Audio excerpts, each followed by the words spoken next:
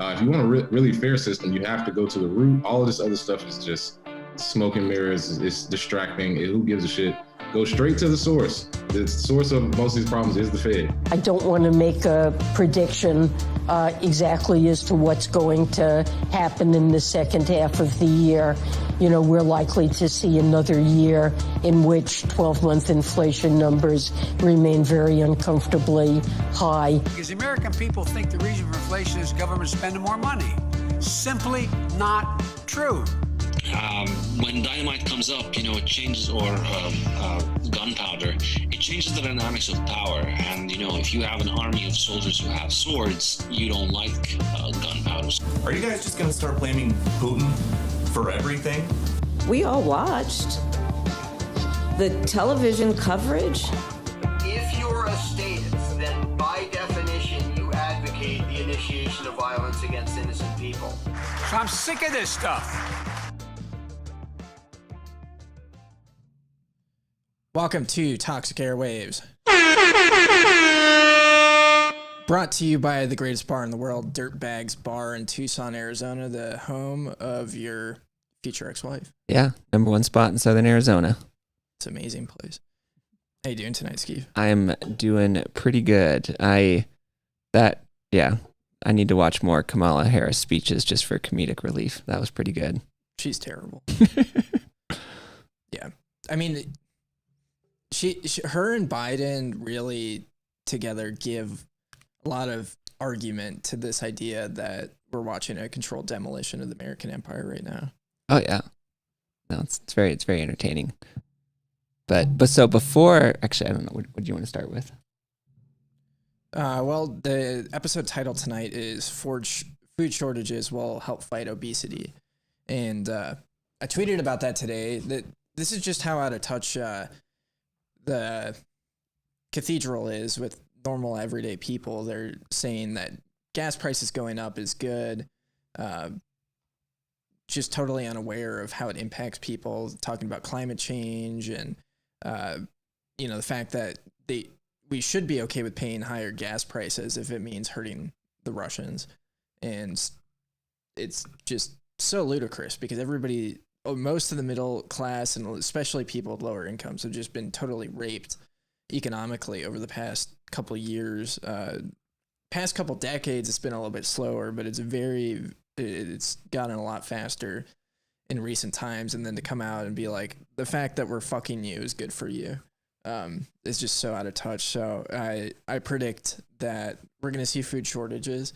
This has been in the works for a while, and there's things exacerbating the food supply even more than there was before.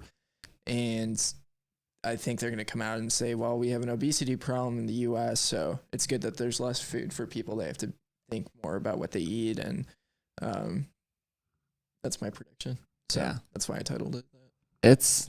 I think it's going to be interesting to see what things look like, because it's like there's a statistic a while ago, 64% of Americans are living paycheck to paycheck. And, I tweeted out some smart ass comment about that. It's like, oh, well, at least, gas and food prices aren't going up, or this would be a real problem. And, kind of making a joke at the time, but it's like, seriously, like think about how many, I mentioned this last week, just like a few people that I've talked to here and there who, cashier at a grocery store or something, like people who, a $75 a month increase to their gas bill is like, just doesn't fucking work. Like the money's not there. And that's, I don't know, like to me, like that's like what I try to keep in mind is like this like righteous anger towards the people that are responsible for this and that are driving this and that are intentionally creating this situation, that it's not, it's very common to say like, oh, bad economy, shit happens, COVID, blah, blah. It's like all these bad things are happening. It's like, no, the parasites are creating this environment. It is a controlled demolition of the entire American empire. And they like feature, not a bug. Like people are dying. That's a feature. People are, losing, the entire middle class is getting liquidated. That's a feature. That's not a bug. And it's, I know a lot of people on here are probably aware of that, but it's just something I, think about a lot and like try to remind people of that it's like, this is this is a very real struggle that's going on with very, very bad, evil people. And this idea that, that a lot of people have, that one group of satanic pedophiles is going to do a better job than the other group of satanic pedophiles is it's pretty ridiculous.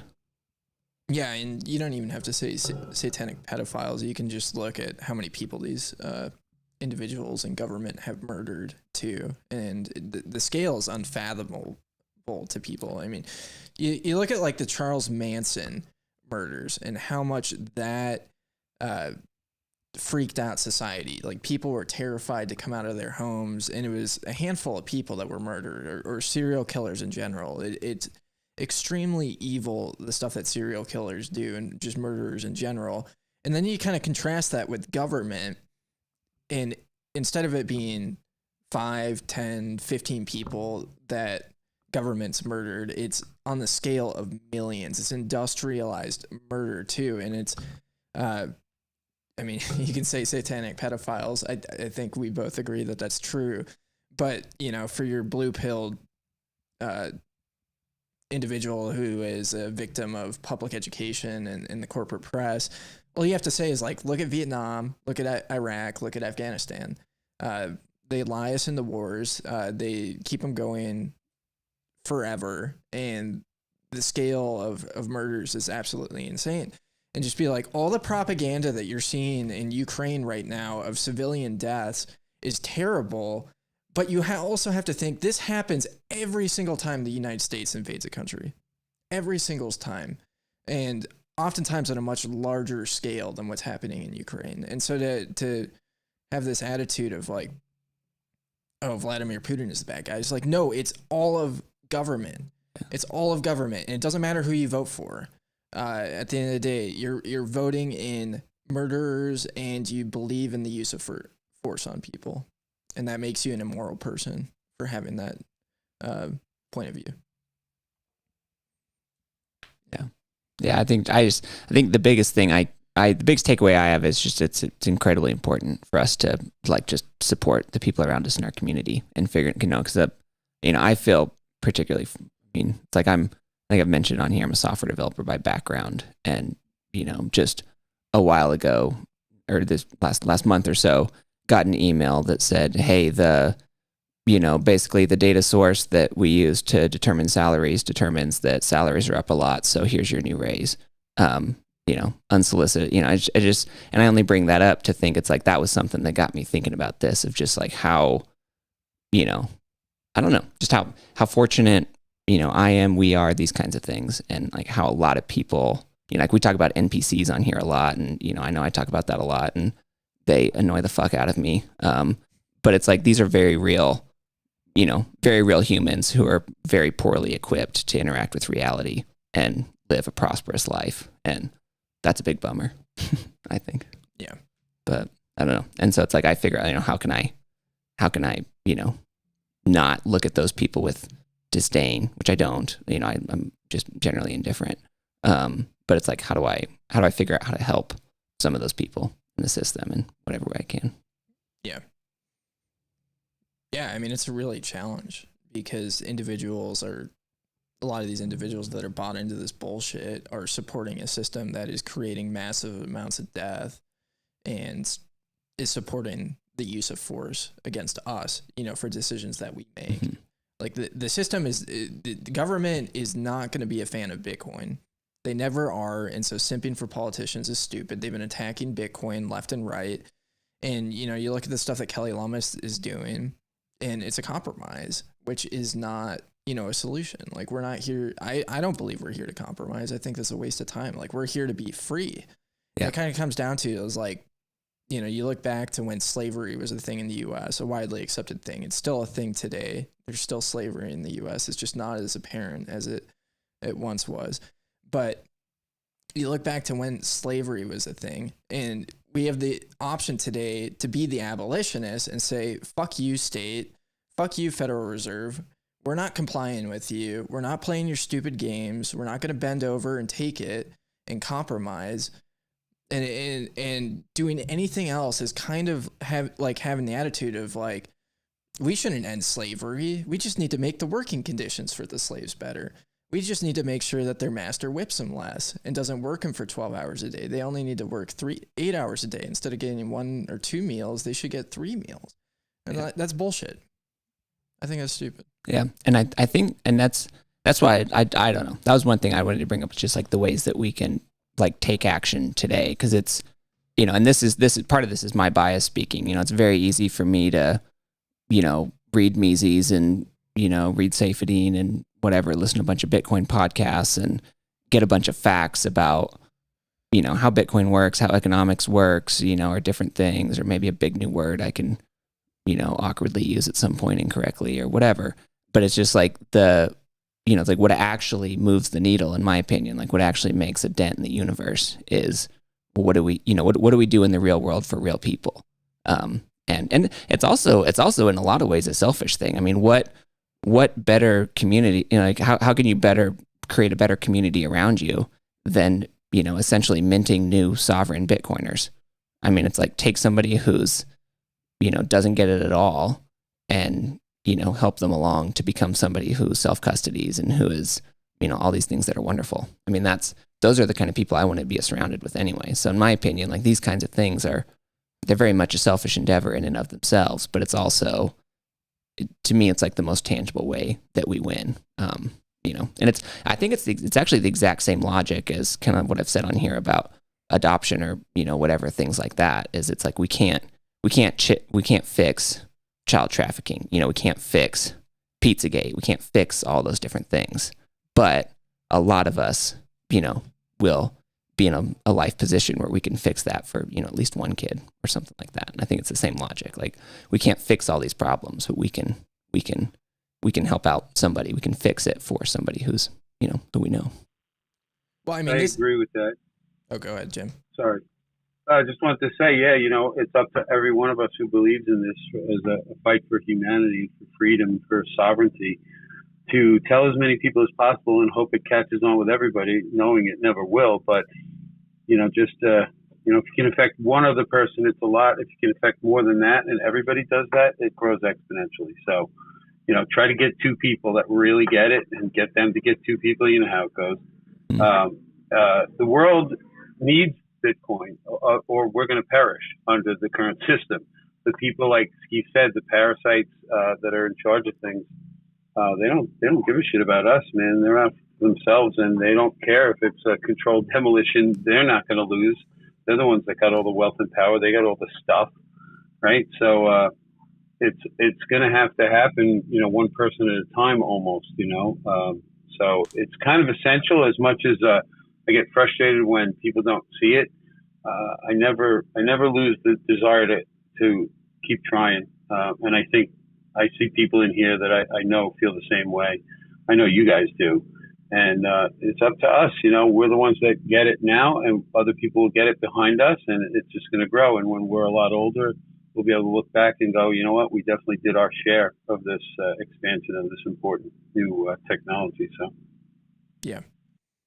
I mean, it's like the whole theory of Austrian economics is this idea, and capitalism in general is this idea that, you know, central planning is not helpful. Like going in and manipulating markets isn't helpful. And I think, you know, unfortunately, a lot of us have this idea that the solution is from central planning because that's what's been presented to us, that we need to create this big movement of individuals and we need to impact government and do things like that. But, you know, in reality, it's this decentralized force that is way more powerful than any of that. Like people are going to make decisions based on incentives and, you know, you going and doing things and covering your bases and interacting locally is operating off of incentives. Like, do you want food on your table? Do you want economic stability? Do you want, you know, to be safe in these chaotic, crazy times that are coming and that we're in currently? And if the answer is yes, like that, these are the things that you have to do. But the central bank digital currencies are coming. They're right around the corner. And, you know, one of the things that's interesting, I think a lot of people are feeling right now is they're questioning, you know, why they're working because they're paying all their money on gas driving to work. and I think that's that's how we how they're going to roll these things out, is they're just going to create massive amounts of pain. And it's not just that these psychopaths don't care about us, it's that they think we're expendable bugs and they want to crush us. So we got Neil and I agree with that, what you were describing there. Central planning on a large scale never really works because inevitably there are people who don't fit the mold of what the central planners think should work for everybody. And so when you think about society operating from the individual perspective, and each individual acting within their circle of influence and their geographic circle, wanting the things that they want for their lives. So through proper price signals and unfettered supply and demand, you can have people interchange with each other locally in the best way that they agree to do it with the resources they have. Then, as small groups of people interact with each other, the edges of those groups act with people further away from, let's say, the center of a starting group. And so they're now privy to information and goods and services that may not be available in the local market and can bring that in. And all of a sudden, society branches outward. But in each case, there needs to be local trade and understanding at the localist levels where things are made and produced and shared, and then outward from those places. And then all price signals, all goods and services get figured out because individuals send those price signals and those wants and desires around through this essentially decentralized network. And it just works. It's true capitalism if it's left to do that. But when somebody comes along and tries to plan it for everybody, it always falls apart. I mean, history is riddled with, stories upon stories of this. And not until now, with a decentralized form of money that's autonomous, that can't be debased, has society really had the opportunity to put this principle into practice on the best possible scale. It's too bad the world's so damn screwed up as a starting point for this new money. But I think it is our only hope that we get it out there to everybody, get them all thinking autonomously, and give everybody a tool that they can trade with that's stable. And people will say it's unstable. People listening to me might say, oh, it's unstable. It fluctuates all the time. Well, no, it doesn't. One Bitcoin always equals one Bitcoin, and it's always 1/21 millionth of the entire supply. That never changes. How it reflects against other items, yeah, that fluctuates, but so does every other item against every other item. So Bitcoin is the only thing we have that can do this, and we have it. And so if we can get that established even stronger, I mean, the network of individual people that talk to each other and trade is already there. It's just corrupted all over the place. We fix it with the money, and everything can get better. That's my perspective. I'd love to hear Ephesians or Neil chime in. These guys are smart. They know a lot more than I do.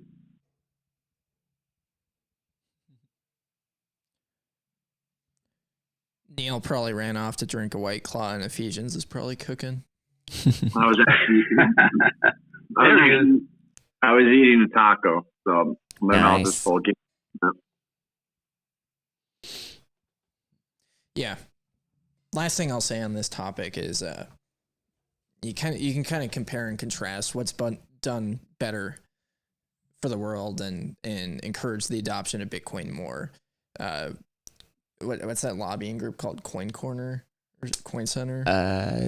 Something like that. Those fucking idiots over there trying to lobby Washington. Who's the tungsten cube guy? It's his thing. Coin Center, maybe.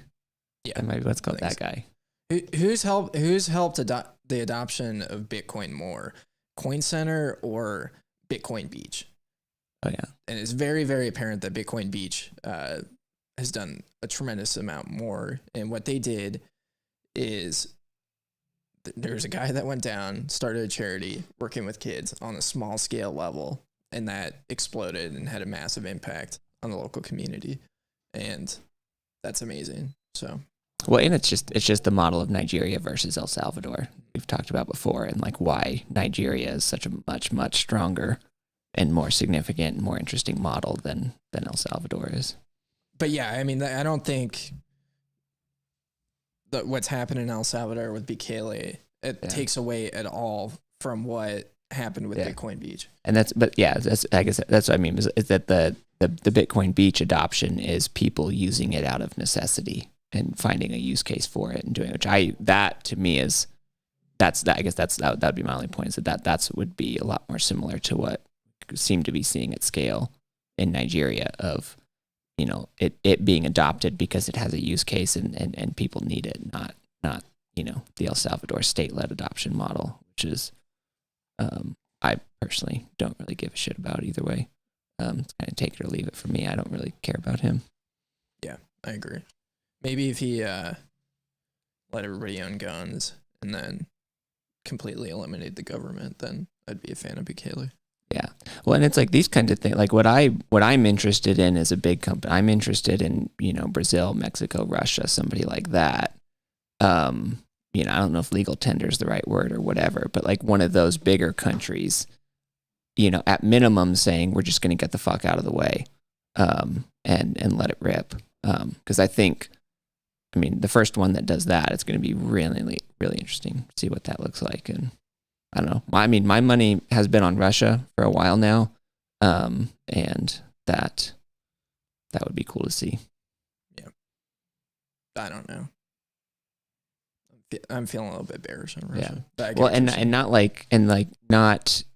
guess not like an El Salvador, not necessarily an El Salvador model, but I don't know, just realizing they can't control it and being the first one to step out of the way, because tons and tons of countries are going to continue doing what the U.S. is doing and, pretend, just live under this illusion that they can control it and move it in the direction that they want it to go. And as countries realize that's hilarious. Well, they won't think it's hilarious, but as countries realize that's not the case, and, either get out of it explicitly or just realize they can't do anything about it.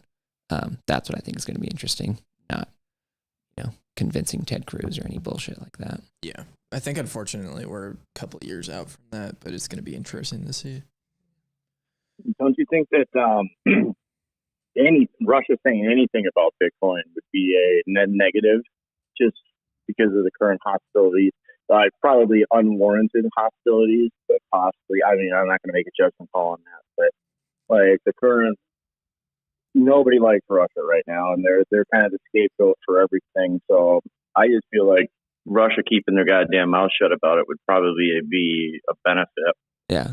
I guess my position would be those people that don't like Russia, I just don't think they matter at all either way. Like the people that are, the embodiment of that I support the new thing meme or whatever it is. Like I don't think those people have a role to play either way.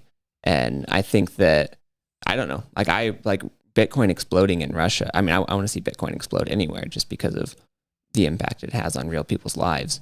But I don't know. Prove it. It would. If Bitcoin is how Russia gets around all these sanctions and tells everyone to go fuck themselves, I don't know. I'll be the first one to admit I don't know a goddamn thing about that part of the world.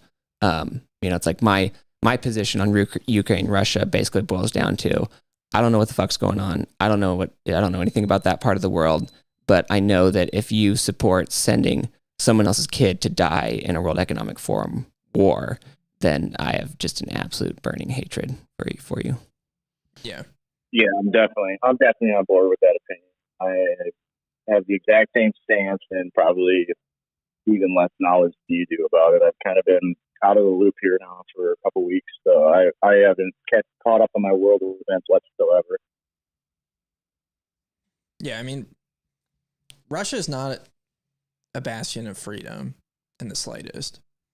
They fight a lot of foreign wars in a similar way that the U.S. does, definitely on a smaller scale, but they still do that. They still drone bomb a lot of, innocent civilians.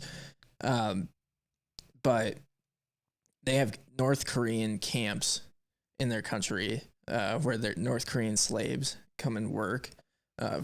In Russia? In Russia. Yeah. Tons of, evil shit that the government does. And yeah, to be clear, Putin can burn in hell right next to Hillary Clinton for all I care. Yeah. Yeah, and optically it would look pretty bad, but it would be pretty entertaining at the same time to watch these completely... It would honestly be a net good, because what we're watching right now is people are incredibly reactionary against these against the ruling class, against the people that they pit as, like the average person does not like Nancy Pelosi, and the average person definitely doesn't like Mitch McConnell, you know, and people are starting to, you know, see and get out of this, you know, left versus right dichotomy. And you saw it with the vaccines. Anybody that promoted the vaccine on the right or left, people got really upset. And so if you see, like if Russia did something like that and instantly they try and clamp down on Bitcoin, what you'll see is this massive pushback against them and adoption of Bitcoin and interest in it. And it's very, very interesting because there's a lot of people, or not a lot of people, but some people in my family that I know that had that reaction to what happened in Canada with Bitcoin, the way that they clamped down on the exchanges and on the bank accounts too. I mean, that was like their wake up moment. And I think it was just based out of that reactionary, I don't know what to call it. They were just reacting to the ruling class being bad. And this is why I, you know, I'm such a proponent of, you know, of basically promoting Bitcoin primarily as anarchist freedom technology versus money versus investment versus all these other things, which are definitely true. And that's because it's like, to me, it's like, it's such a missed opportunity to present somebody with Bitcoin. You know, it's investment, it's stateless money. It's, you know, we separated religion and state 400 years ago. Now it's time to separate money and state, you know, all these things that make sense. But to present somebody Bitcoin and to present it outside the context of peacefully destroying these power structures that have, you know, functionally enslaved humanity for thousands of years, you know, that to me, that's a giant missed opportunity and a giant disservice, because it's like so many people are like, okay, I get this Bitcoin, but, you know, I'm still immersed in this, you know, this whole world where a bunch of people, you know, have completely retarded ideas like political authority exists, et cetera, et cetera. And to me, like the complete, you know, more complete package is just like presenting people, you know, it's like, no, this is the technology. It's so important. Like the Bitcoin's not the end in and of itself. The end is, you know, humans thriving. And the way we get there is Bitcoin. And here's how we get there. Yeah. When I was in social work school, I learned a thing or two. I also worked with a bunch of people. But one thing that I saw a lot was these tendencies for women that were in abusive relationships, or just people in general that were in abusive relationships, having experienced some pretty serious abuse when they were kids, and kind of recreating the dynamics that they grew up in. And I think it's a very similar situation, you know, with people in the relationship with government, because most people, you know, have been fed the bullshit from an incredibly young age. They got put in public schools, got horribly abused there, and, you know, grew up thinking that, you know, this is freedom, whatever it is. It's amazing watching the truckers go out there and scream for freedom. And a lot of people, you know, just in general, and there's no concept of that meaning. Like, my definition of freedom is to live without coercion, to be able to make decisions without somebody stepping in and, you know, ruling my life, as long as I'm being respectful to other people and respecting their natural rights. And so, yeah, I mean, going off of what Skeef said, it's like, it's very similar. Like, if you're helping somebody out of an abusive relationship, the answer isn't to, you know, essentially get them into another abusive relationship or continue it onwards. It's to leave the abusive relationship and to get better and to be in a situation where you're not recreating that in your life. And it's the same thing with Bitcoin. Like, you have this freedom technology that can liberate you, and the answer isn't to just prolong the abuse. So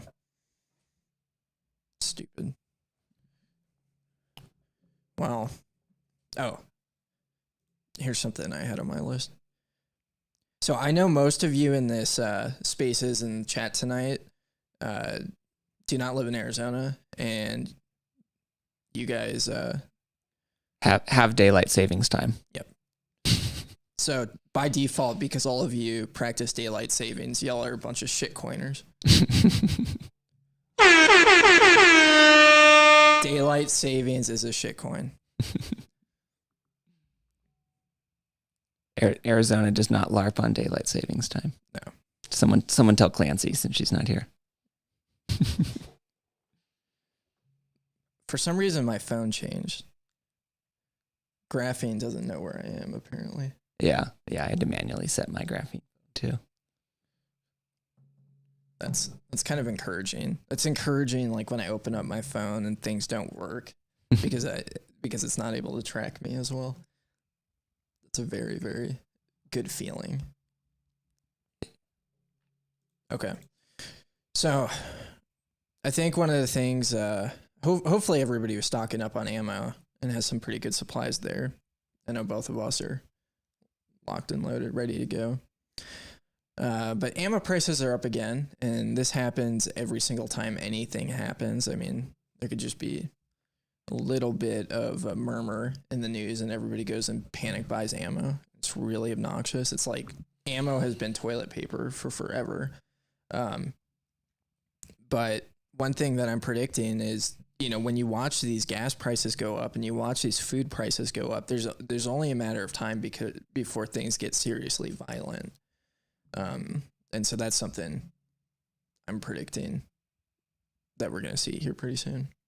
Yeah, and that's kind of what I was thinking about too earlier, with just like how many normal people are just getting squeezed. And that's, when people have trouble, getting gas to get to work, which is what they need to do to get food, that's when things get real ugly real quick. Well, yeah, and I mean, between food, housing, and energy, it's just getting so incredibly expensive. People cannot afford to live. I think I've heard people say that once food becomes 40% of your income, that's generally when a violent revolution happens. And I don't know if that's any science behind that, but that sounds pretty reasonable to me. Yeah, that's super high for sure. I mean, I think housing at this point is probably makes up a large portion of the American population income at about that 40%. And so if you add food in there and that becomes 80%, and you can't afford gas to get to work. Yeah. Things are going to get pretty hairy pretty fast. So does anyone know exactly why it is that nobody's returning to work? Like right before this call, I actually had just gotten back into town, and I had to run to Walmart. I had to buy a bunch of just regular stuff, toothbrush, whatnot. And the lines were insane. And it was because everyone was being funneled through that self-checkout thing. And I heard a woman talking to the manager, and they said they don't have any employees to work the lines. Where are all these people going? Because those stimulus checks aren't showing up anymore. How can they afford not to go to work? Or do they just do the cost benefit analysis in their own mind, where they're like, I'm not even making this, so why am I going to work? I don't know if you've noticed, but there's homeless camps everywhere. Well, but why? No, I've had that same question, Neil. I have no idea what the, because every restaurant you go to, sorry, we're short staffed. We need help. Supposedly, the economy's terrible. Nobody has any money. And then at the same time, they can't find anybody to work. So if anybody has anything close to an answer to that, raise your hand, because I would love to hear it, because I certainly do not know. Yeah, I mean, it's probably a lot of factors, but I mean, there's homeless. I'm being serious when I say that. There's homeless camps everywhere. So people are just like, fuck it, I'm just not going to work at all, and I'll live in a tent. I mean, maybe. That might be part of it. It doesn't explain all of it. I mean, it could be, too, that a bunch of people have been, I know this might sound crazy, but have been vaccine injured.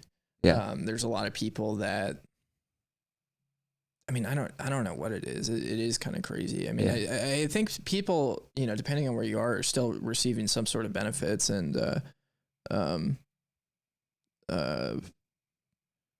what's it called?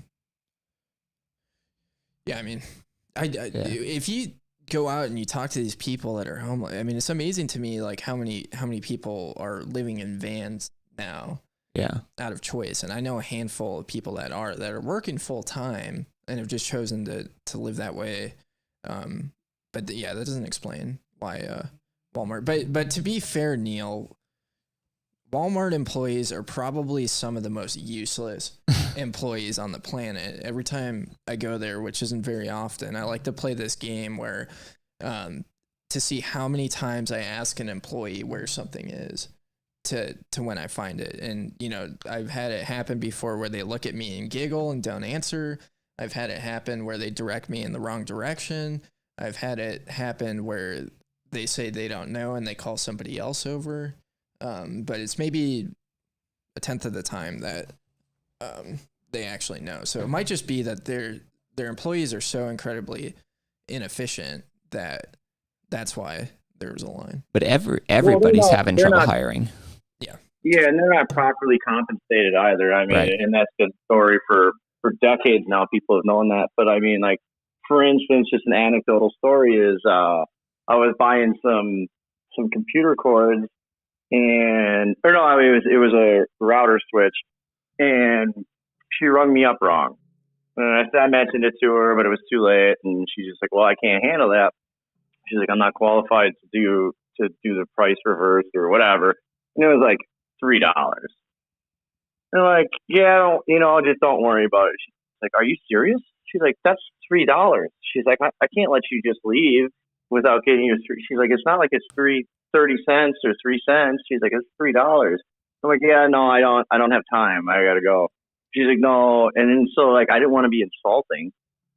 Like at that point, okay, so $3 is a very significant amount of money to somebody working there, is what I realized. And I'm like, and I go, and the lines were nuts.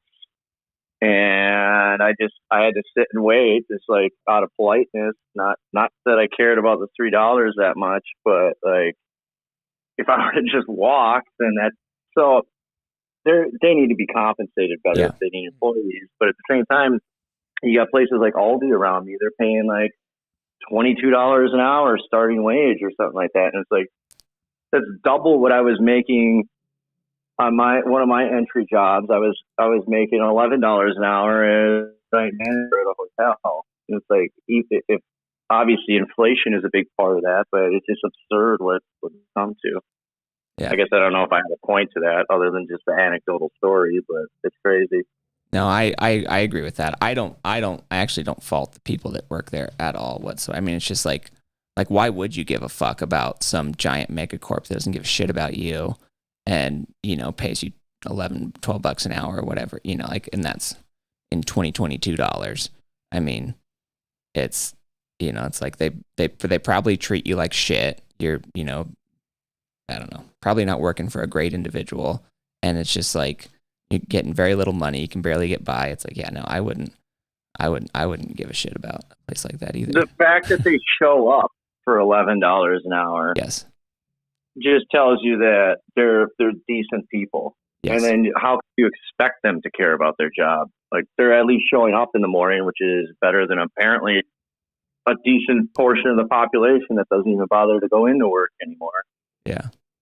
Yeah, I was thinking that, like, to your initial question, the only thing I can think of is that it's like something like long-term disability is picking up the slack, because it anecdotally it does feel like it started with the stimulus checks, that people were staying home for the stimulus checks, but as you mentioned, that's been gone for a while now. So what is keeping people afloat if the restaurant down the if they can't even find a busboy? What's keeping these people afloat that are rejecting all of these jobs that are open? And long-term disability, something like that. I don't know. That'd probably be my best guess, but just pulling stuff out of my ass. Yeah, I think Target's paying $24 an hour. Jeez. Starting. Yeah. But I mean, it seems as though, I was going to say, it seems as though when people were forced to stay home, some of them got used to it and maybe don't want to give it up. But society managed and, kept moving along sort of crippled, and it hasn't really changed. The bulk of people, I see it everywhere, have not gone back to work. And just what you guys are describing. You know, like one line or two lines, and you know they're both backed up, and it's almost every store I go to now. And I can't fathom, like Skeef, I have no idea how these people survive. Are they being supported by their friends and neighbors? I can't fathom how they're paying bills and buying food if they're not going to work. So where do all those people go that did those jobs a couple of years ago? I don't get it. OnlyFans, my dude. OnlyFans. You got to understand, it's a creator economy out there. All right, you can stay at home, you can masturbate for money. What are you gonna do? Go fucking stock shelves at Walmart or put on some lingerie? You know, get someone off. Yeah. No, that's a valid point that I actually hadn't even thought of. But I mean, I heard about somebody recently that set up an OnlyFans to make money, and I made the whole argument of, you know, making money off of OnlyFans is like making money off the NBA. A few people do it, but most people wash out in high school. But did not work. They're still doing OnlyFans. You guys, this is really interesting. There's actually OnlyFans farms out there. Like we talk about Twitter troll farms out there. You can create an OnlyFans and send a farm your content, and they just spam your content out there. They get a cut of your revenue, but they do all of the work for you. So you don't even really have to do the work anymore. You can just take those titty pics and send them out to one person. And so like all these guys are messaging girls thinking that they're talking to these actual women. And really they're just talking to dudes in China that are just like pit farming out there. It's actually like, that part's kind of interesting. Not that I'm endorsing that, but no, you're totally right. There's a lot of people that I don't want to see naked that aren't working anymore. So what the hell are they doing?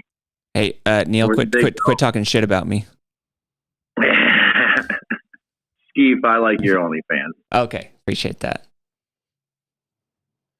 Zorn says, why can't I do both? Put on lingerie and head over to Walmart. I mean, I'm sure people do it. Yeah. But it is that model that what he was talking about. I mean, that's been, I don't know, like that's like that in the webcam world, like that's been like the money making model for years and years now, is that the guy, the people that make money off of that are the people that run these big account. I mean, I don't know. Anyway, I've known somebody that did this, but so they run these big accounts. They employ a lot of people, and then they have they'll either have a guy or a like woman that they've trained specifically for this running the keyboard. And so, yeah, you're exactly right that these whoever's getting on OnlyFans and thinks they're talking to somebody, it's like, no, she's typically not even the one talking. Like the whole thing's just totally manufactured, like as if porn wasn't manufactured nonsense enough as it is. It's like this stuff's a whole other level of just fiat fake fuckery.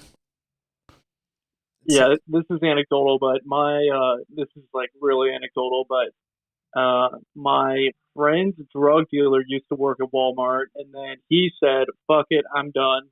And then because used car prices were just inflating as fuck last year, he just sold his car, and then was like, fuck it, I'm just going to sell drugs. So that's obviously not the case. Obviously not the case for every Walmart worker, but that was the case for him. Yeah, I mean, those are the anecdotes that always came out of. That's like the number one story that I repeat all the time that I've been witnessing happening is from Venezuela. Somebody buys a brand new truck, they drive it off the lot. Everyone knows that the moment you drive it off the lot, it's worth substantially less than what you paid for it.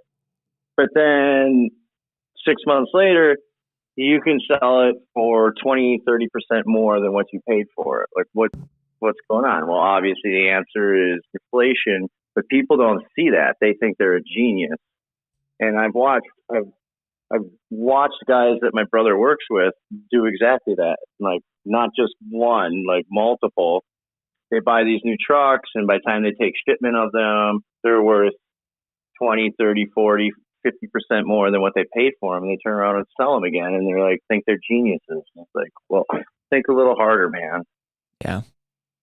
Yeah, I mean, that might be part of it. There's been a lot of people talking about day trading shit coins and stocks that have stopped working for that reason. I think part of it too is people are being priced out of homes, and so they're probably moving in with their families and kind of consolidating their living situations. And then on top of that, you look at like who's your typical employee at a big box store, and it's generally old people that aren't able to retire, that want an easy job or an easier job, and entry level workers that are young and don't have any work experience. And it would be interesting to look at like what college tuition rates are right now, because there's some science to whenever there's a recession, people going to school for whatever reason. So I wonder if enrollment rates are up, but I also think there's a good chance that enrollment rates are down. So yeah, I mean, it's kind of it's an interesting question that would be kind of fun to dig in it. But yeah, I've known people that lost their jobs and started selling drugs firsthand over the past year. And seems like right now the move is Grand Theft Auto. Yep. I mean, stealing cars, selling used cars. That's or catalytic converters. Yeah. Hey, hot tip. If you want to make some real money real fast, there's a bunch of expensive metals in 5G towers.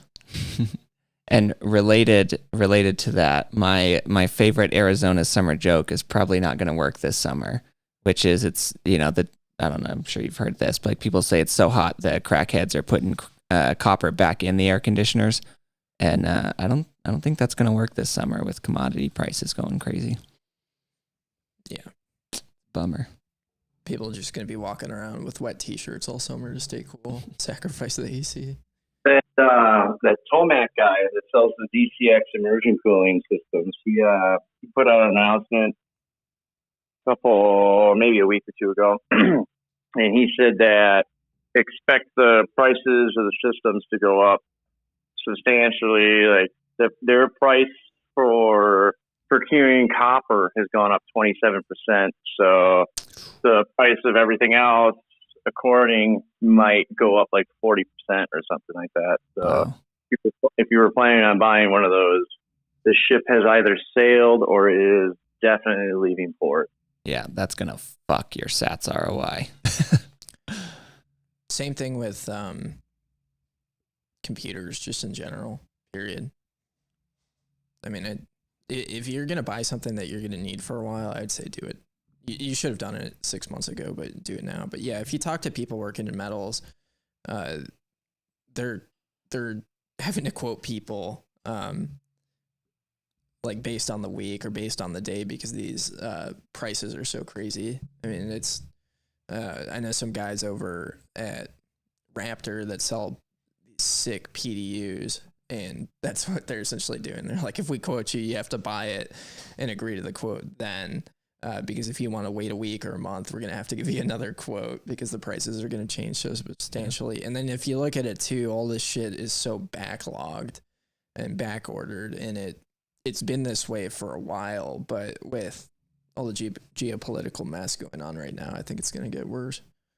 Yeah. And Neil, I saw that DCX email that you mentioned. Somebody posted, I forget who, but yeah, it's wild. Like they're talking about giant swings in a week or a couple of weeks. Like it's crazy. Neil, do you have those immersion tanks?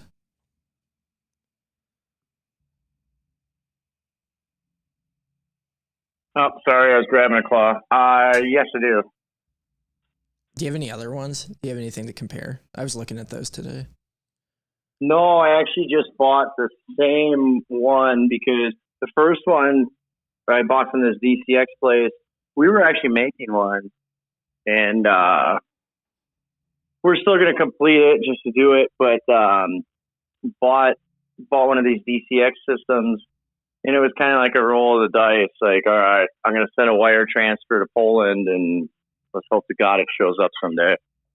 And it did, and it was far higher quality than I expected it to be. So I was very impressed with that, and then started running some numbers on it, and it was actually, well, the price if the price goes up like he said it's going to, it's not going to be the same math. But at the time, it was actually the same price to buy just a completed system that's already palletized and sent to you, and you get all the liquid and everything, all the immersion fluid, everything's all good, and it was going to cost the same price to host the same amount of or like an equivalent amount of terahash as building it ourselves. So it's like, why go through all the work and all the fabrication and all the modifications and everything like that if you can just buy something literally out of the box, like it shows up on a pallet and you just set it up, than all the other shit that we had to do. So I ended up getting a second one, and that one's in the States, but DHL it's actually even in my town, and DHL screwing me over. But regardless of that,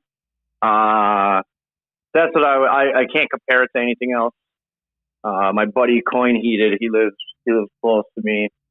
He builds the aquarium ones and stuff like that, and so that's really the only thing I have to compare it to right now. But I like it. I like it a lot. It's very high quality. Yeah, they look super nice. Yeah, it's just funny that you brought that up because I was trolling their YouTube channel this morning. Like trolling it or like trolling it? Oh, I was just like watching their videos, collecting all the analytics on their videos, getting ideas. Okay, you weren't like giving them shit, trolling it. You were just. I gotcha. No, they look like really good quality machines. I wouldn't give them shit.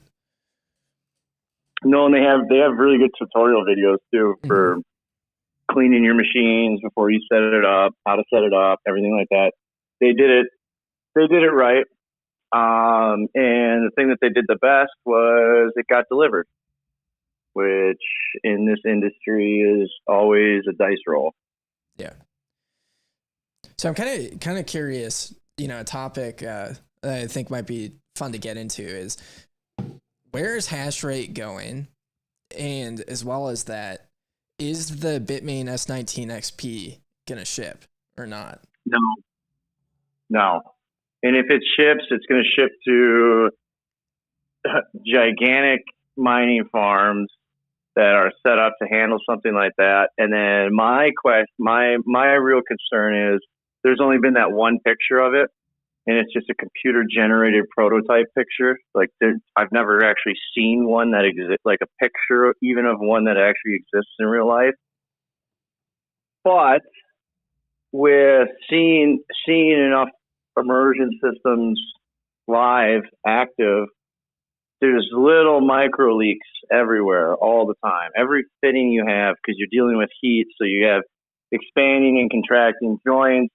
The dielectric fluid is very, very thin, so it can find any little holes and everything like that. Doesn't have the same properties as water, where water will kind of contain itself for a short period of time. And when I look at this picture, this one picture that they've ever put out of it, it's got like a million different spots where it could be leaking. And then at the same time, you're always going to still need a cooling system for it. So it's like, why not just, if you're going to put in a cooling system, you might as well put in one large enough to handle several machines.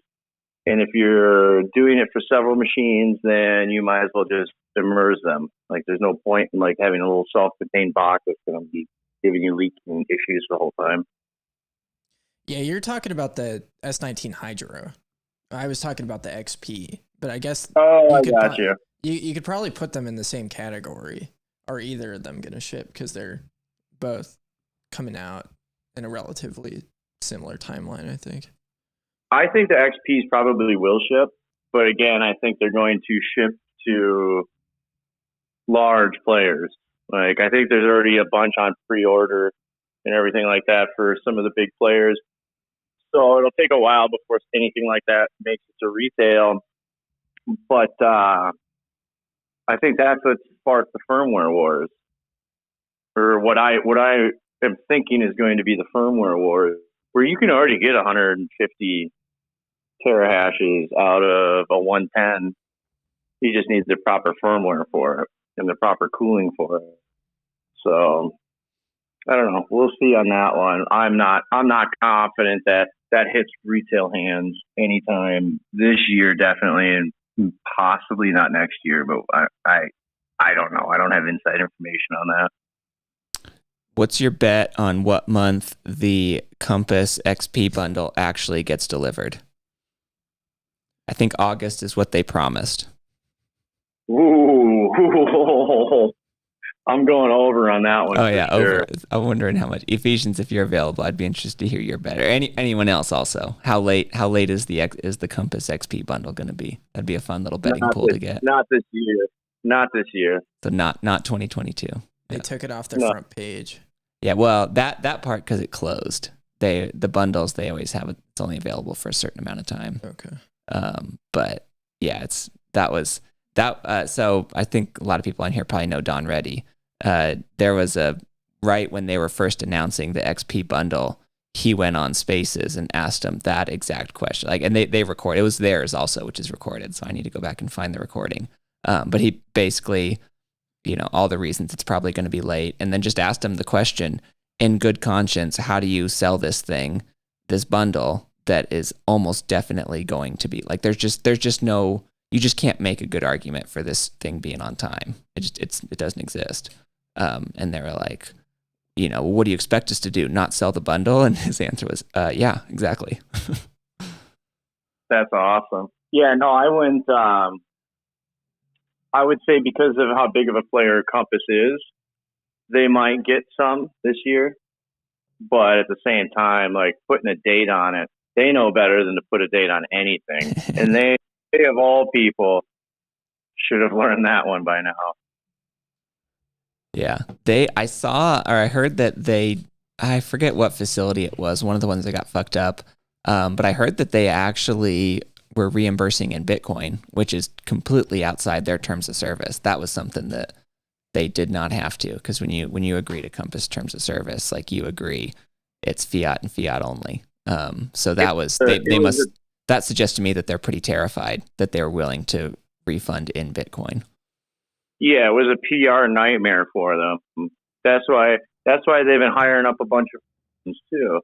Is because they want people that we trust on the inside. Not that those people are going to be privy to all the information, but at least you'll be a little more forgiving if Kahuna works there or something like that. I don't know. That's the way I feel about it. It's not my cup of tea. It's not a thing I do. I wish it was the product and the service that they claim it is, because I want everyone that can't do it on their own to be able to do it in some capacity of some sort. And that I thought it was a great idea, but they've just been having too many. They're growing too big, I think, too quickly, and they're having a hard time putting out fires. Yeah. I heard Ephesians is that he started working for Compass. Is that true? They gave him an XP bundle as a signing bonus. Yeah. That's what I heard. They gave him 1,000 S9s to host because he doesn't want to touch the XP. Yeah. All right. Yeah, I forgot new gens are fake. Yeah, he's an S19 phobic person. I can't confirm. Yeah. That's a pretty awesome signing bonus though. Whole fucking XP bundle. That's crazy. No, I forget who said it, but they were right. I just got a stupid container full of S9s. It's great. Yeah. What is in the XP bundle? I can say honestly, I haven't even looked. Just 10 XP or add on 10 or 12. It's one of those where you pay a deposit and then you pay a monthly fee and then you get a new machine online every month or whatever for 10 months or 12 months or 6 months. It's kind of like buying property in a trailer park. You don't actually own it, but you keep paying for it. Okay. Yeah. Kind of like those places down in the Keys I was looking at. It's $250,000 for a trailer. And you're like, damn, that's a good deal. It's down in the Florida Keys. Oh, yeah. No, but you don't own the land it's on. Exactly. That's Compass's business model in a nutshell. It's just a mobile home park business model reimagined. Yeah. Yeah. I'm curious, has anyone on here listened to I mentioned it before we started recording, there was a TFTC this week with the guy named Matthew Mazinkas. I'm curious if anybody listened to that. If not, we can move on to something else. I did not listen to that, but I have been following that guy since I first got in, because he's got the Crypto Voices podcast. Yeah. Terrible name, but Tales from the Crypt is a terrible name too. But anyways, yeah, no, I've been following that guy for years. I used to tweet out about it all the time. Most underfollowed podcast there is, because that guy just rolls out numbers like crazy. Yeah. And the reason I bring it up because I 100% agree with that. I had basically the same experience. And his, what do they do? It's like the quarterly, basically global balance, central bank balance sheet update. Like I always listen to those as soon as they come out. He does a very good job. But it's like this one was basically, I don't know. It's like he's Eastern European, lives over there, so familiar with the area and everything.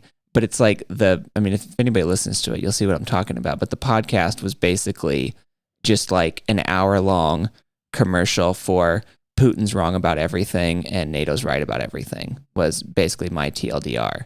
And, and he's very, he's obviously very, like multiple times calls Putin a motherfucking cunt, like all kinds of different stuff like that. So he's obviously very, very angry, and, there's bad stuff going on. There's very valid reasons to be angry. But like literal quotes were things like 100% of everything Putin says is, dangerous lies and propaganda, and you can't trust anything he says.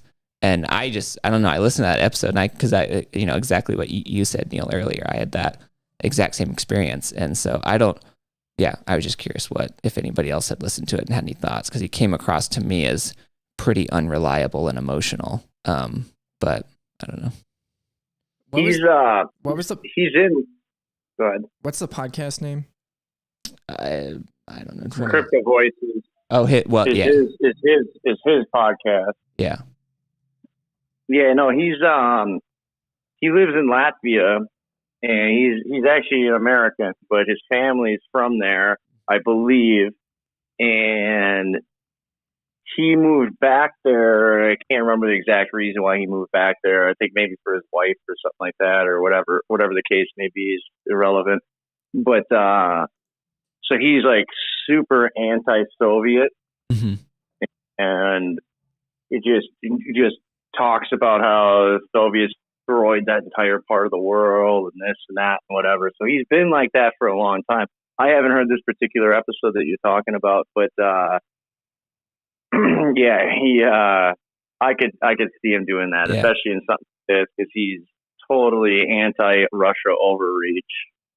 So I think you're probably right when you said that he was being like overly emotional. Well, and it's like the absolutes are what really turned me off. Like, to me, there's a very, very big difference between, Putin is an evil person who needs to burn in hell. Vast majority of what he says is a lie. He's playing a game. I can get on board with all of that stuff. I don't take issue with any of that. But like to go from there to he's 100% wrong. The West is doing their best to save this country that's in a really bad position. It's just like that's just like this just blatant glorification of it's like the Western effort in the U.S. and all this stuff. And I don't know. It seemed like just way too. And again, I'm the first one to admit I don't know shit about that part of the world, so I'm not trying to argue that angle of it.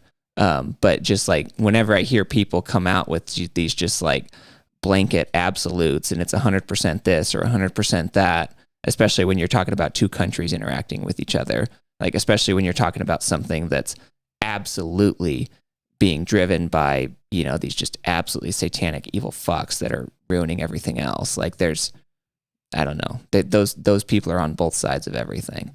And so I don't know. He's somebody who, like I said, I've, followed for quite a while now and really, really like, and then this just seemed really out of character and not at all a compelling perspective to me. Yeah. And I have a tremendous respect for the work that he does because he puts in the hustle. Like that guy works really hard to come up with all these numbers and stuff about the monetary base and everything that he finds. He's got a very persuasive voice also. Probably the best voice in podcasting. But at the same time, yeah, when it comes to political stuff, it's like, I don't know, stay in your lane, I guess. Yeah.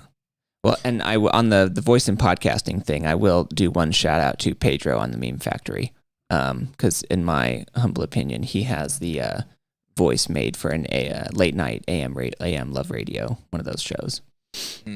But if you don't listen to the Meme Factory, you should. I need to listen to that one. No, I can't actually. I'm doing something Thursday nights. I almost can't listen to that now that you talk about it, Keith, because I held that guy in such high esteem that if I listen to it, I see that he let his politics or his political views rise above facts and whatnot. Then that's gonna hurt me. I would definitely listen to it because I want to hear what people's thoughts are. But if you think about it, like it's a totally reasonable thing. Like if you have, people in your immediate family whose lives are at risk because of what this dictator is doing, that's a totally, like, I'm not even saying, I wouldn't dream of even suggesting it's like an illegitimate reaction or anything like that. Like, I just didn't find it terribly compelling or reliable in the sense of trying to better understand what exactly is happening over there. But I don't know. I'm still a giant fan of that guy. I like him a lot, and I'm super thankful for like what he does with all that central bank balance sheet data and reports and things. And he's been doing it for so long too, and he just does not get the attention he deserves for a break. He's put in so much time and effort into that stuff, and then like nobody really knows who he is, and it's like, it's so valuable. He probably makes a pretty incredible amount of money with a similar model to what Lynn Alden does, like where people pay for research and advice and things like that. Like because I know for a fact Lynn Alden makes just unbelievable amounts of money, and so I would guess that he probably has something of a similar model to that where he does make quite a bit of money on. But I 100% agree. Like a lot of people are not aware of how good his reports are. I'm curious. Was his take on the Fed that they're gonna print a shitload of money, or along the lines of like what Phil Gibson was talking about as far as quantitative tightening and letting everything crash?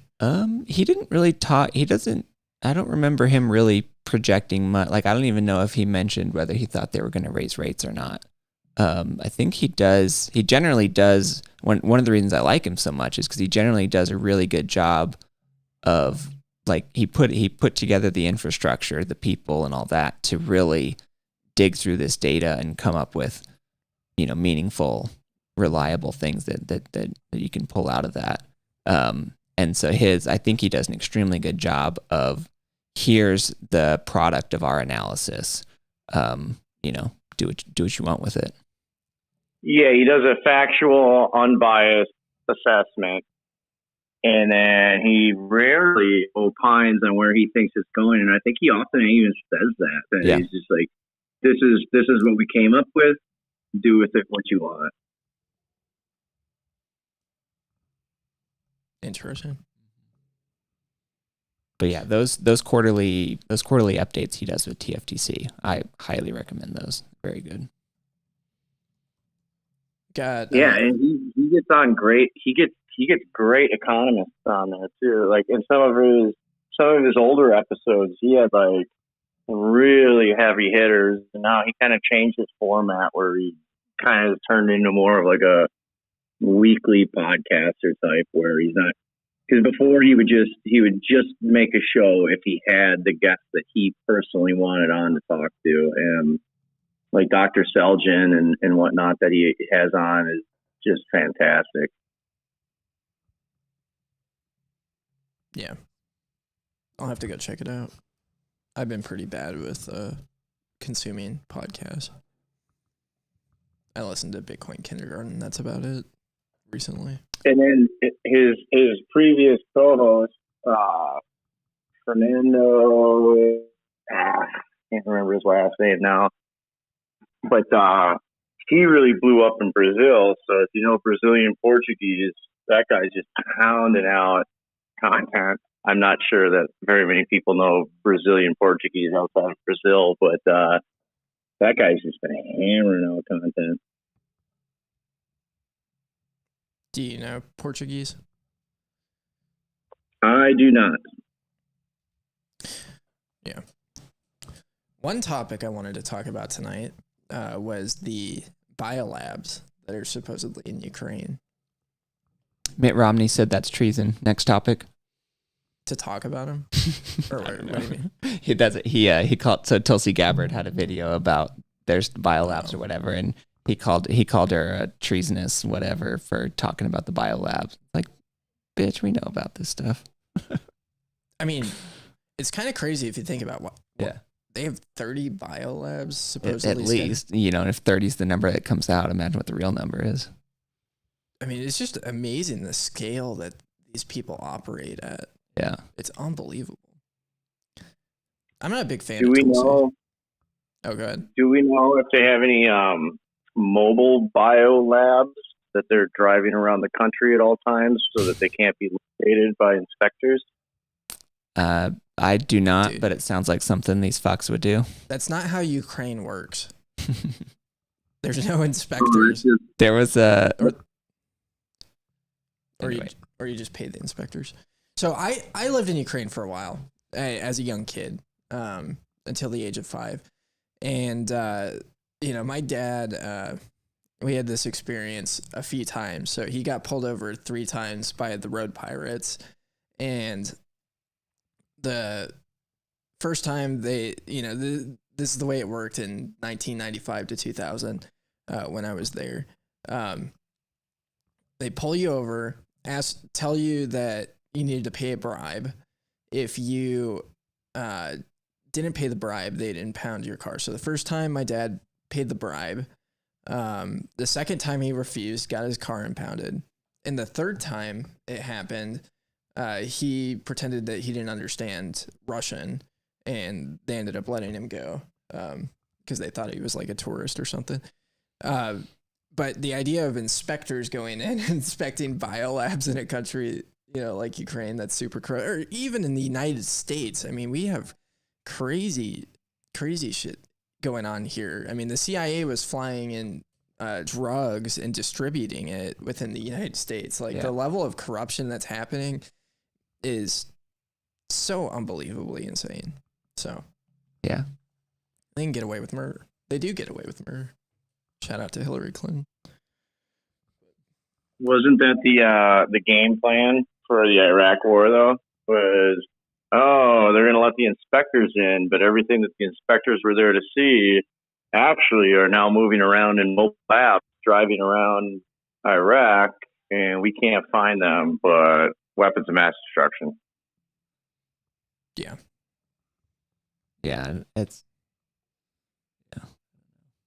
I don't know. Apparently what Pfizer does when the FDA comes in is they just have rooms with blacked out windows that the FDA is not allowed to go into. So, I mean, it could be a reality. They could do stuff like that, but I mean, who knows? But it's kind of crazy. 30 biolabs in Ukraine. Yeah. Well, and it's like, so imagine what's in Poland, imagine what's in Finland, imagine what's in, you know, these NATO countries where they have so much, you know, more influence, where they're like, hey, like it came out today, Estonia, you know, I think they were one of the first European countries to call for enforcing a no-fly zone in Ukraine. And then somebody pointed out the Estonian Air Force literally has 3 planes. There's like a transport plane, a training plane, and then like some jet. They have 3 planes. And so it's like you think about how much influence. I mean, the U.S. could basically go to a country like Estonia and say, "Here's what we're building," you know, or just not even just say, "Hey, here's some land that we're going to use, and if you ask any questions, go fuck yourself." You know, it's like they'll do that all day, every day. So it's Well, they'd get some weird law that they'd find or they'd make where all right, Poland, we're building this facility here. You're not allowed to send your people here. We're going to inspect it ourselves and don't ask any questions. Here's a few $100 billion, and everyone would be like, yeah, okay, yeah, that's fine. Let's go with that. Yeah. And it is pretty cool to see like how much, I mean, Mitt Romney's, the example, just basically the embodiment of the establishment, deep state, whatever you want to call it. And it's like, it's really nice to see like these people scrambling and like, just, I don't know. It seems pretty clear to me that there's at least a few factions of this, these Great Reset, World Economic Forum people. Like there's at least a few factions kind of fighting for control, trying to figure out who's gonna actually control the narrative, the outcome, things like that. And my best guess is none of them. I think they're gonna fall on their face. But seeing them scramble, and I don't know, that's just been another enjoyable part of watching this cathedral burn. Yeah. When they start scrambling to fight each other, mm-hmm. is we know it's really over. Like they seem to still be working together in some form, but in some capacity, they're all still working together in each other's best interest. But you'll know it when you see it. Yeah, and it's starting at the lower levels. Like there's a Senate. So Arizona had that weird Bitcoin legal tender thing that ended up being a shitcoin nothing burger. Surprise, surprise. And anyway, the lady that Wendy Davis is her name, the state senator who put that forward. Wendy Rogers. Yeah, Wendy Davis was the Texas lady from a few years ago. Wendy Rogers. And she had a speech that she gave to, I forget what the organization was called, but I know Gavin McInnes was there, where she's like talking about how we need to build gallows, and like she's talking about like public execution for senators and congressmen and stuff like that. And granted, she's a low-level politician. She's a state senator in Arizona. The chances that she has a big career ahead of her is probably close to zero. But it's just, I don't know. Just anyway, all that to say, like this stuff is starting to bubble up, and starting to kind of get out there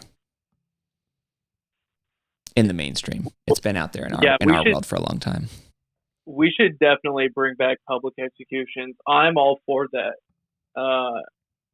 And the older the technique, the better. Why not bring back the bear pit? Bring back the lion pit. I think that would be entertaining. What a better deterrent for crime than that, is what I say. But going back to chemical weapons in Iraq, it was really interesting how they were like, we don't have any chemical weapons. We already handed them all over. And we were like, oh, okay.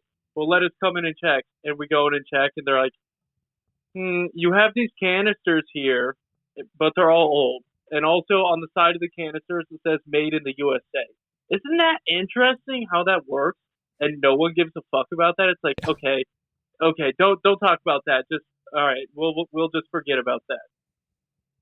Yeah, it's like, it makes it so hard to have sympathy for the people that are still asleep too, because it's like, the fuck are you waiting for?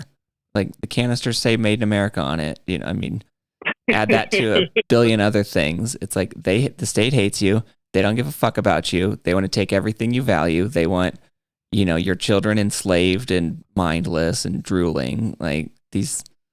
They want your children on OnlyFans, and the sooner the better. Yeah. And they want to be jerking off to them. That's what I understand. Yeah. They want the dad, either in prison or in some soul-sucking jobs, and then they want the state to play his role in the family. I mean, it's just like the intention, I don't know, just like the plans and the intentions that these people have are just so fundamentally evil and obvious that, yeah, it does make it hard to have sympathy for people who are like, this sucks because, Trump was so bad and Biden hasn't had enough time to fix it, or the reverse. It's like, I can't even talk to you. I am a big fan. So Michael Malice has been on this for a while, but he's been all for repurposing Guantanamo Bay, and I think that would be fantastic. Very early in 2020, he sold a shirt that said "Governors to Gitmo." So that one's good. Just say repurpose it to what? A water park? Like that's not a very enticing destination. keep it as it is or make it worse, but have it be a home for politicians. Yep, for politicians. And then the other one that's been a popular meme on the Twitters has been public stonings. Yeah. This week, which has been pretty funny. Yeah, that came out of nowhere. That was pretty funny. Ahmed, get the stones. Yeah, that one's been entertaining.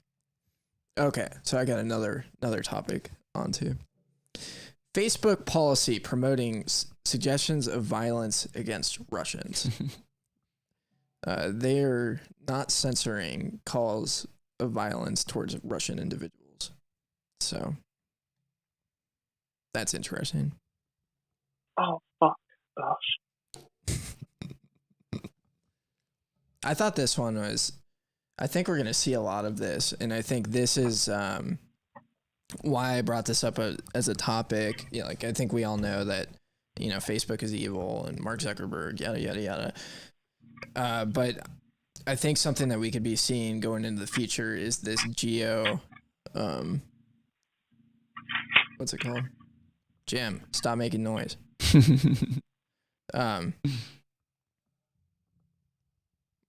Yeah, I mean, they're essentially going to be, they've done this for a while, but I think we're going to see it continued forward where they direct all this energy and promote acts of violence against certain people and people groups. And the first time I think, that's been a long part of the history of the United States government of depeopleizing certain people groups and committing massive acts of violence. But I think what we're going to be seeing going forward is more the encouragement of individuals to commit acts of violence by the cathedral. Yeah. And I think that's, what this is to a certain degree. Dude, it reminds me of that hack from that what is it? That payment processor that was processing donations to the Canadian truckers. The hack got posted, or that the hack of the users or the senders got posted, and all of those people got vilified, and social media just kept it up. They just kept, like, Twitter basically encouraged it by keeping that information up. And what was it? Twitter censored the New York Post article because they said that it came from stolen.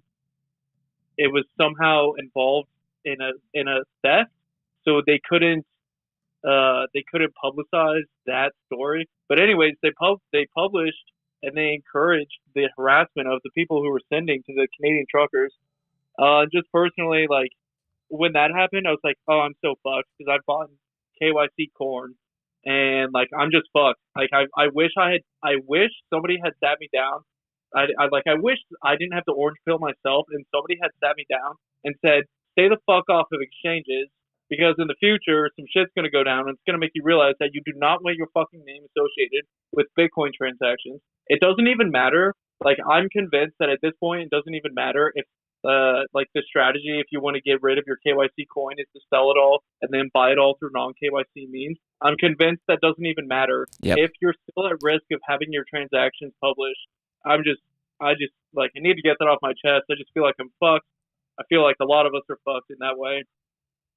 Yeah, no, I totally agree. I hear people like this, the particular privacy advocates, when I hear them say, you need to sell what you bought with you need to sell it with KYC and then rebuy. I think that is just the stupidest fucking advice.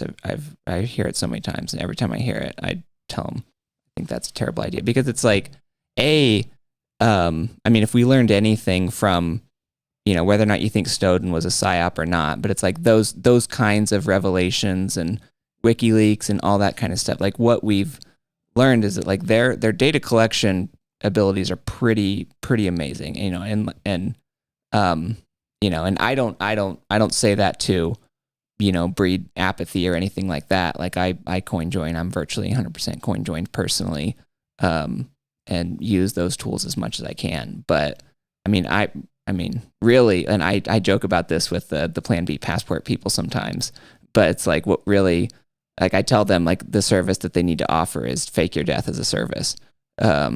Because it's like, to me, like that's I don't know what else is a viable way out of that kind of thing. I mean, not necessarily faking your death explicitly, but like some sort of burning your fiat identity.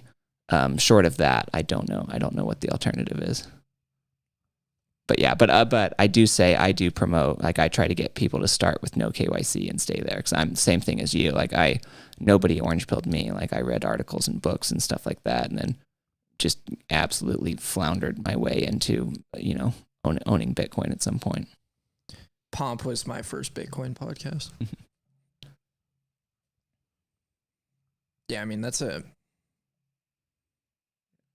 interesting point, and I think like there's the potential, like what I see happening is there's the potential for, you know, violence on a. I mean, I don't know. It's going to be interesting to see how this works out. I don't think it's going to be like mass scale industrialized violence where they round up the Bitcoiners and put them on train cars. But there is the potential for violence to be directed at individuals and them to get doxxed and chased, kind of like you've seen happen with like Andy No and Antifa type style things. But yeah, that goes to show like the importance of taking your privacy seriously. Yeah. And yeah. But I think the actionable move, because like I said, I hate that advice of like selling KYC to buy no KYC, because it's like, I just think you just get fucked on just the whole transaction. But it's like, it's like we think about like where are they able to squeeze people? Like in Canada, where were they able to squeeze people? Where are they able to squeeze people today? It's like they squeeze people on their income. That's where they really get you. And so it's like, it's something I've tried to promote on here is that it's like, I think our biggest priority has to be like uncensorable sovereign income. You know, I mean, the absolute holy grail of that is, you know, Bitcoin mining, probably because it's denominated in sats and it's very, very difficult to shut down. But it's like, you know, if I was sitting here and, you know, the income that I relied on to do everything that I need to do came from a W-2 job at a megacorp, that would make me very uneasy. And so I think that's our biggest step, is first to get income that they can't fuck with. Ideally denominated in Bitcoin, but cash is great, you know, whatever. Like just being able to make money that they can't squeeze, because that's I think how they get it. So it's like, let's say, you know, that scenario he mentioned comes out down the road and they start squeezing people who have a history of KYC transactions. If you're, you know, in a position where you can say, no, my income and wealth is good, like, you know, shut down my bank account, make it to where I can't get a credit card, make it to where it's difficult for me to get residential electric power because my name's on whatever, you know, it's like, do all that stuff, fine, you do you, like that. None of that's what's important to me. To me, that's what's important.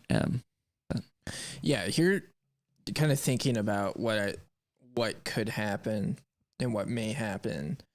My prediction for it is I think, you know, what's really going on is they're trying to roll out a form of a social credit system, and they're conditioning us to essentially like live in it. And that's probably where they will hit us first, is like I think the whole idea of like selling your KYC corn for non-KYC corn is more about taxes than anything. And like the whole idea that 6102 is the big threat.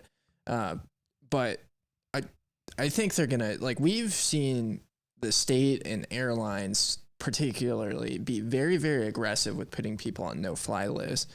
Mm-hmm. And one of the first things that will come with the social credit system is restricting travel.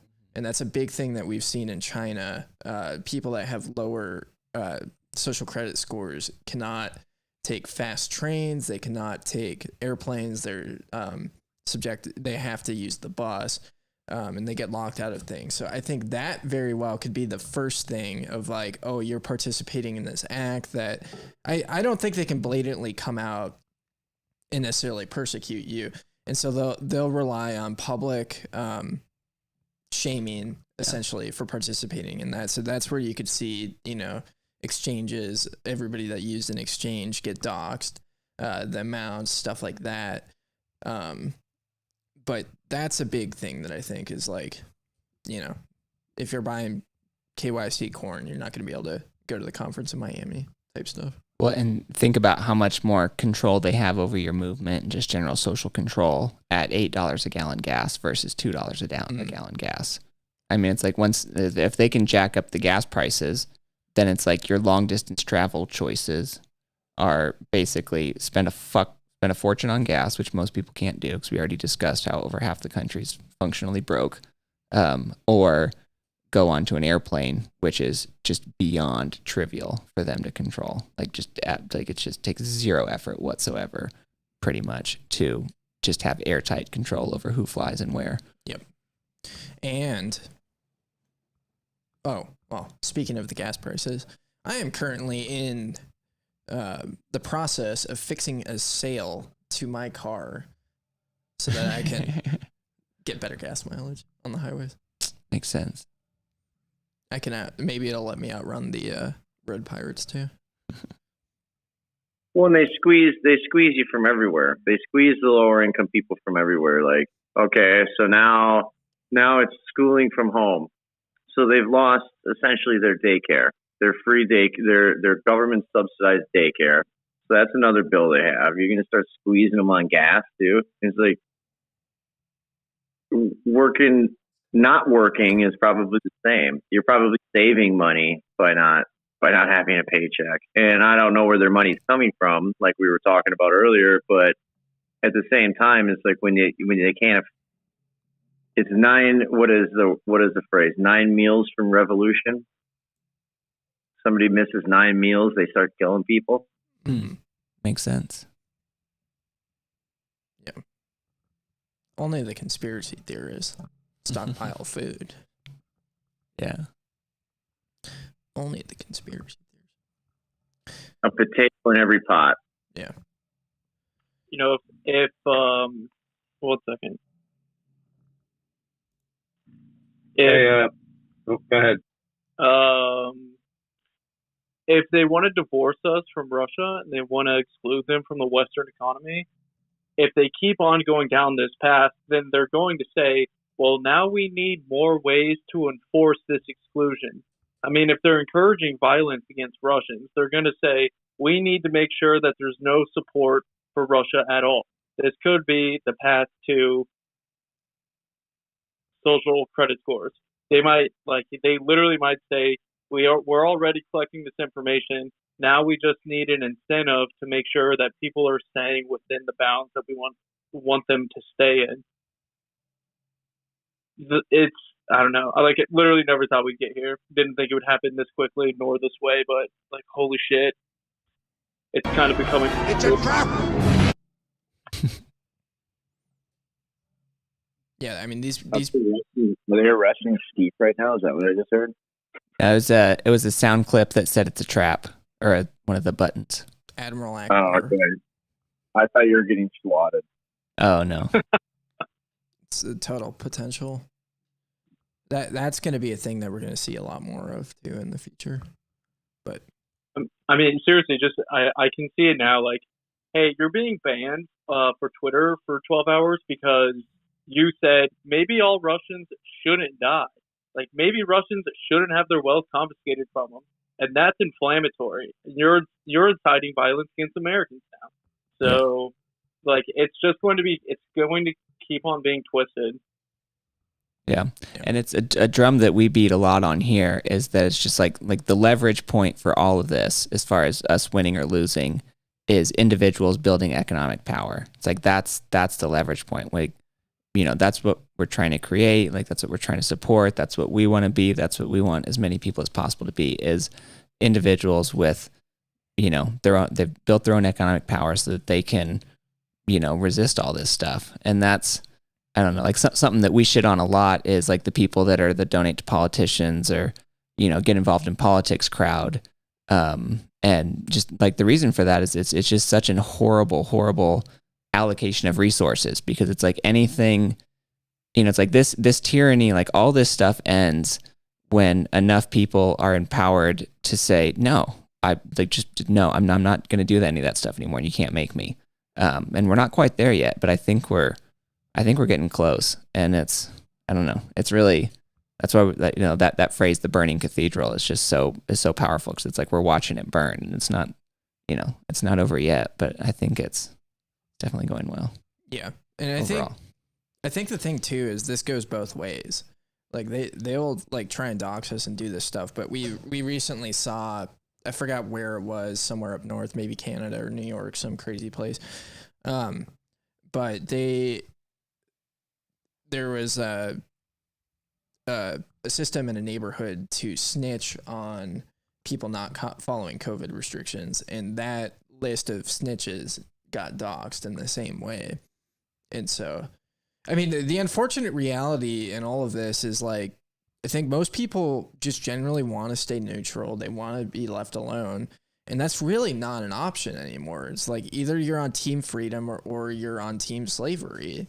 And it's unfortunate that it's not really a choice that has been given to us in the sense of, like, being neutral. But I think there are ways to, opt out and do it a little bit more effectively and not necessarily participate in the madness and all the bullshit.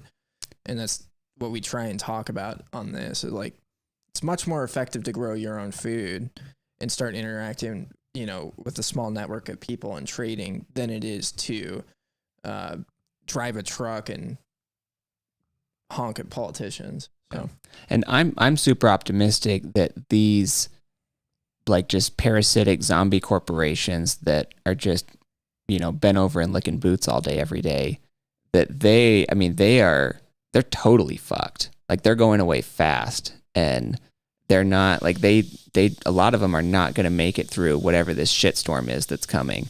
And it's just going to be, I don't know, they're going to get replaced by companies that operate on a Bitcoin standard. And, those companies are not going to, bring Colin Kaepernick in and do all this bullshit. And I don't know, like, they're just going to run their business. They're going to be, companies like, whatever, Upstream Data or those kind of companies that are going to be huge, big, powerful companies. They're not, anarchist activists or anything like that, but they're sensible and they're reasonable, and they're, they treat people well. They don't listen to dumb rules. And then, once there's a bunch of those, like, multi-billion-dollar type companies, which I'll bet anybody that Upstream Data is going to be a multi-billion-dollar company. But I don't know. It's just, I think it's going to be a lot more interesting of a world, and it's going to be pretty cool to see. But it's going to be real ugly in the middle. Zorn asks, can Team Freedom enslave Team Slavery for their safety? And the answer is no, they can't. Wait, real quick. Steve's bouncing. I gotta head out. I'll join Spaces from the car, but I gotta get going. You got anything to shill before you go? Don't think so. No, just I'll be in Miami. If anybody else is in Miami, hit me up. We'll party, do something. You got a guest sponsor for tonight? We're still. I'm still really excited about that joint venture between Pfizer and the Ethereum Foundation. Like, we're seeing a lot of adoption of these synthetic wombs with our audience. You guys are using that promo code a lot, and we're getting a kickback off of each one. So we really, really appreciate it. It's helping us with our very important work for diversity and inclusion within the Bitcoin space. Lots of babies coming on the blockchain. Yeah. Very, very exciting stuff. Yeah, lots of people tokenizing their children. Definitely what we want to see. It's awesome. Moving us forward towards a darker feature. Well, it deposits straight from the fleshlight, right? It's fleshlight to synthetic womb on the blockchain, right? Yeah, you can actually. They just added a feature. I'm actually thankful that you mentioned that. They just added an option. You can actually just mail in the fleshlight now, and what they'll do is they'll do the whole cleaning process, scrape all that out, put it in a synthetic womb, and you're good to go. And they'll even send it back. Send your flashlight back. Science is amazing. It's amazing. Wow. Trust the science. What is Bill Nye up to these days? Well, thanks for dropping in, Steve. See you guys. I'll keep this going for a bit. Not at 2 hours yet.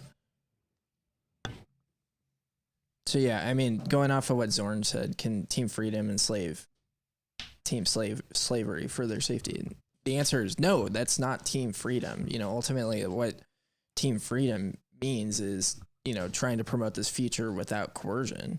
eliminating the coercers from our life. And that's like the purpose of Bitcoin. It's not to coerce or harm people in the future. And I think that, I don't know. That's a good question, though. I'm curious what you guys in spaces think. Like, we were talking about public executions earlier, but like, how are people, what is a good way to hold people accountable going forward in the future for being complicit in harming large amounts of people? I think the challenge is going to be getting enforcers to turn around and put their bosses under arrest. And, everybody in the judicial system, some of who are probably complicit in some of this stuff. That's the problem. There's complicit, people up and down the line. And so I'm not optimistic that the system is going to hold itself responsible, even though there's clearly individual actors that are, lying every day and have clearly created much of the problems that we see all around us. But, with people waking up a little more with Bitcoin, waking people up, you never know. Public executions, as gross as it is, it would certainly send a message. I like the Guantanamo Bay idea, ship them off in hard labor, sweating every day. I would love to see Nancy Pelosi in a freaking jumpsuit, sweating her ass off, makeup running down the side of her face. Just, we need that. We need that for morale. Well, they already tried to systematically dismantle anyone who is a naysayer. Like, I mean, here in Minneapolis, look what they did. They neutered the police force to the point where anyone with a brain or any critical thinking skills whatsoever left. They didn't have to defund the police. Police just left because they were good police. The good cops left. Right, and that's actually what will play out over a long enough period of time. And I've said this in the past. I'll stick with it because I see no evidence to the contrary. When the money breaks enough, the people who are paid to enforce will defect because they're getting paid shit money, and they'll see their neighbors getting wealthier owning Bitcoin, and they'll come to the realization.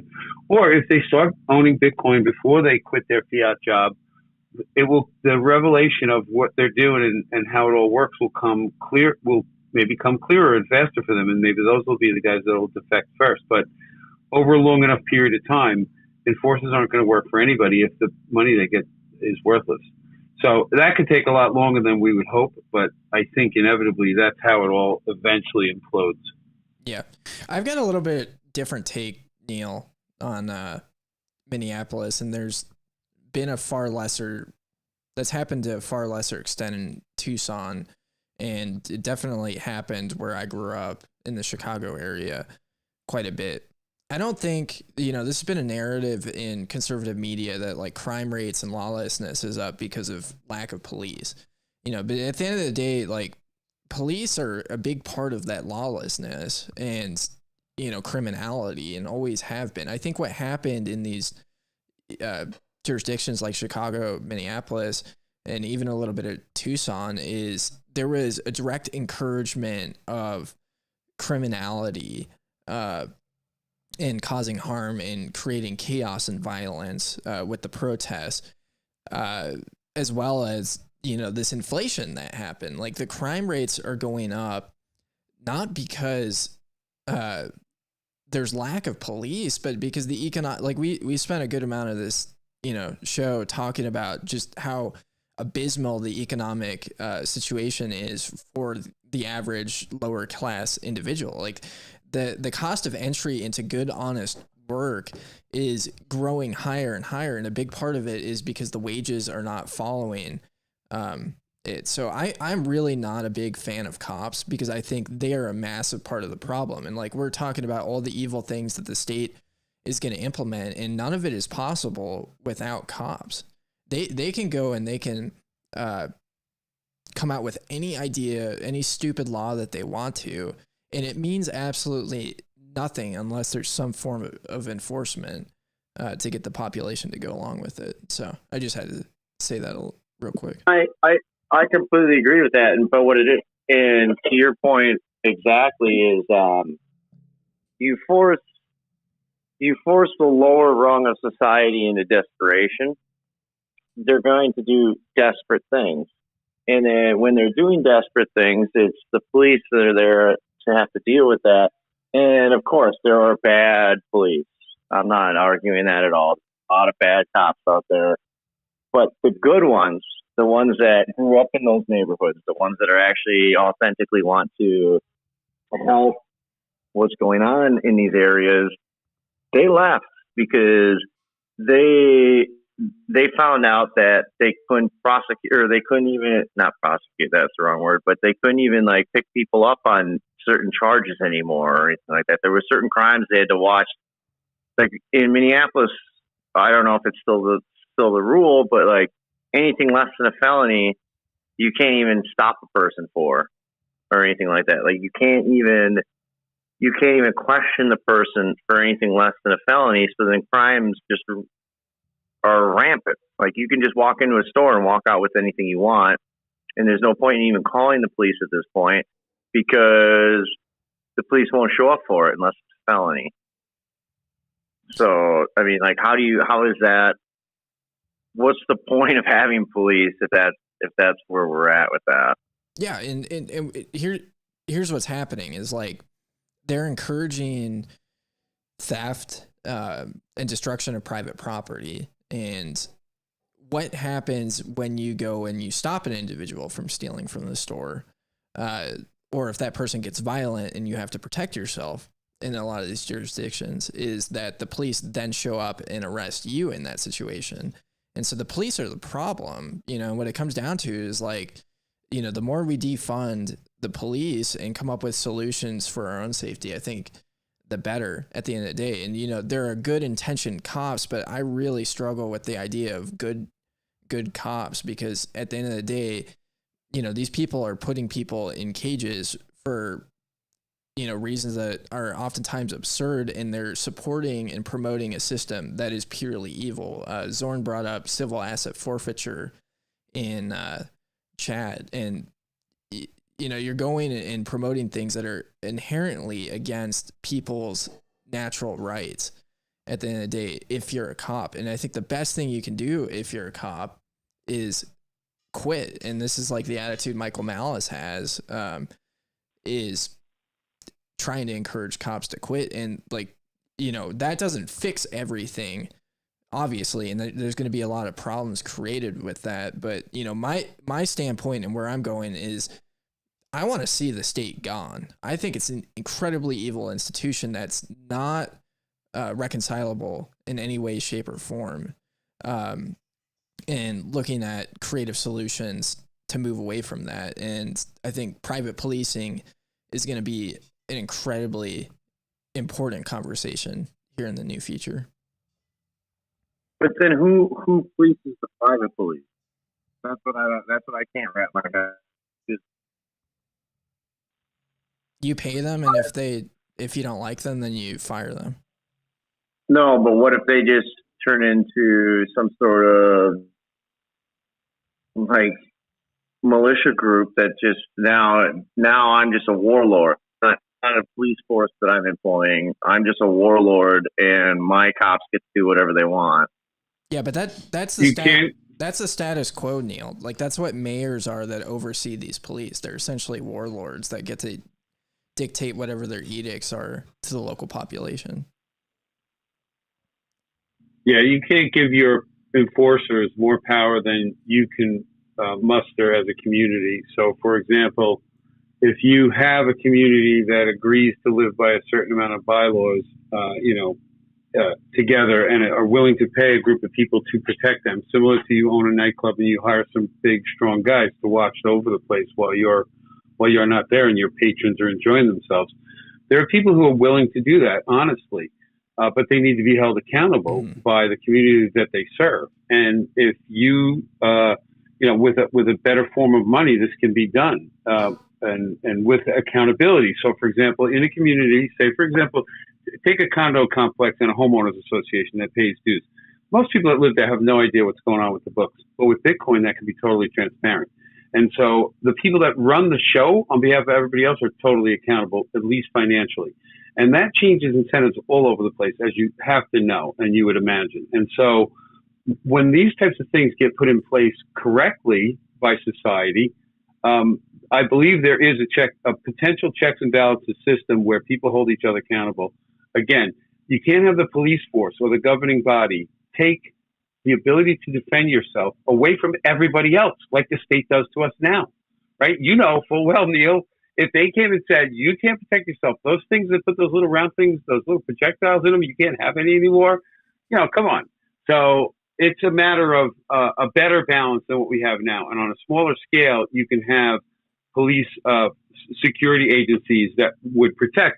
The other thing is they have to be held accountable for their actions. They can't just willy-nilly steal and kill people and be exonerated. So that's the kind of stuff, again, if you think of a police force similar to an insurance company that's going to protect you if you have something go wrong, they have to be profitable, but they also have to be accountable. They have to serve. They have to provide that value. And you could have competing, let's just say two communities near each other, and there's a car accident, and both people call their security company to come settle it. Well, the two security companies now have to deal with each other. And that's just like insurance companies today. And they work it out. They don't fight. They don't start a war between each other. Insurance companies settle with each other all the time.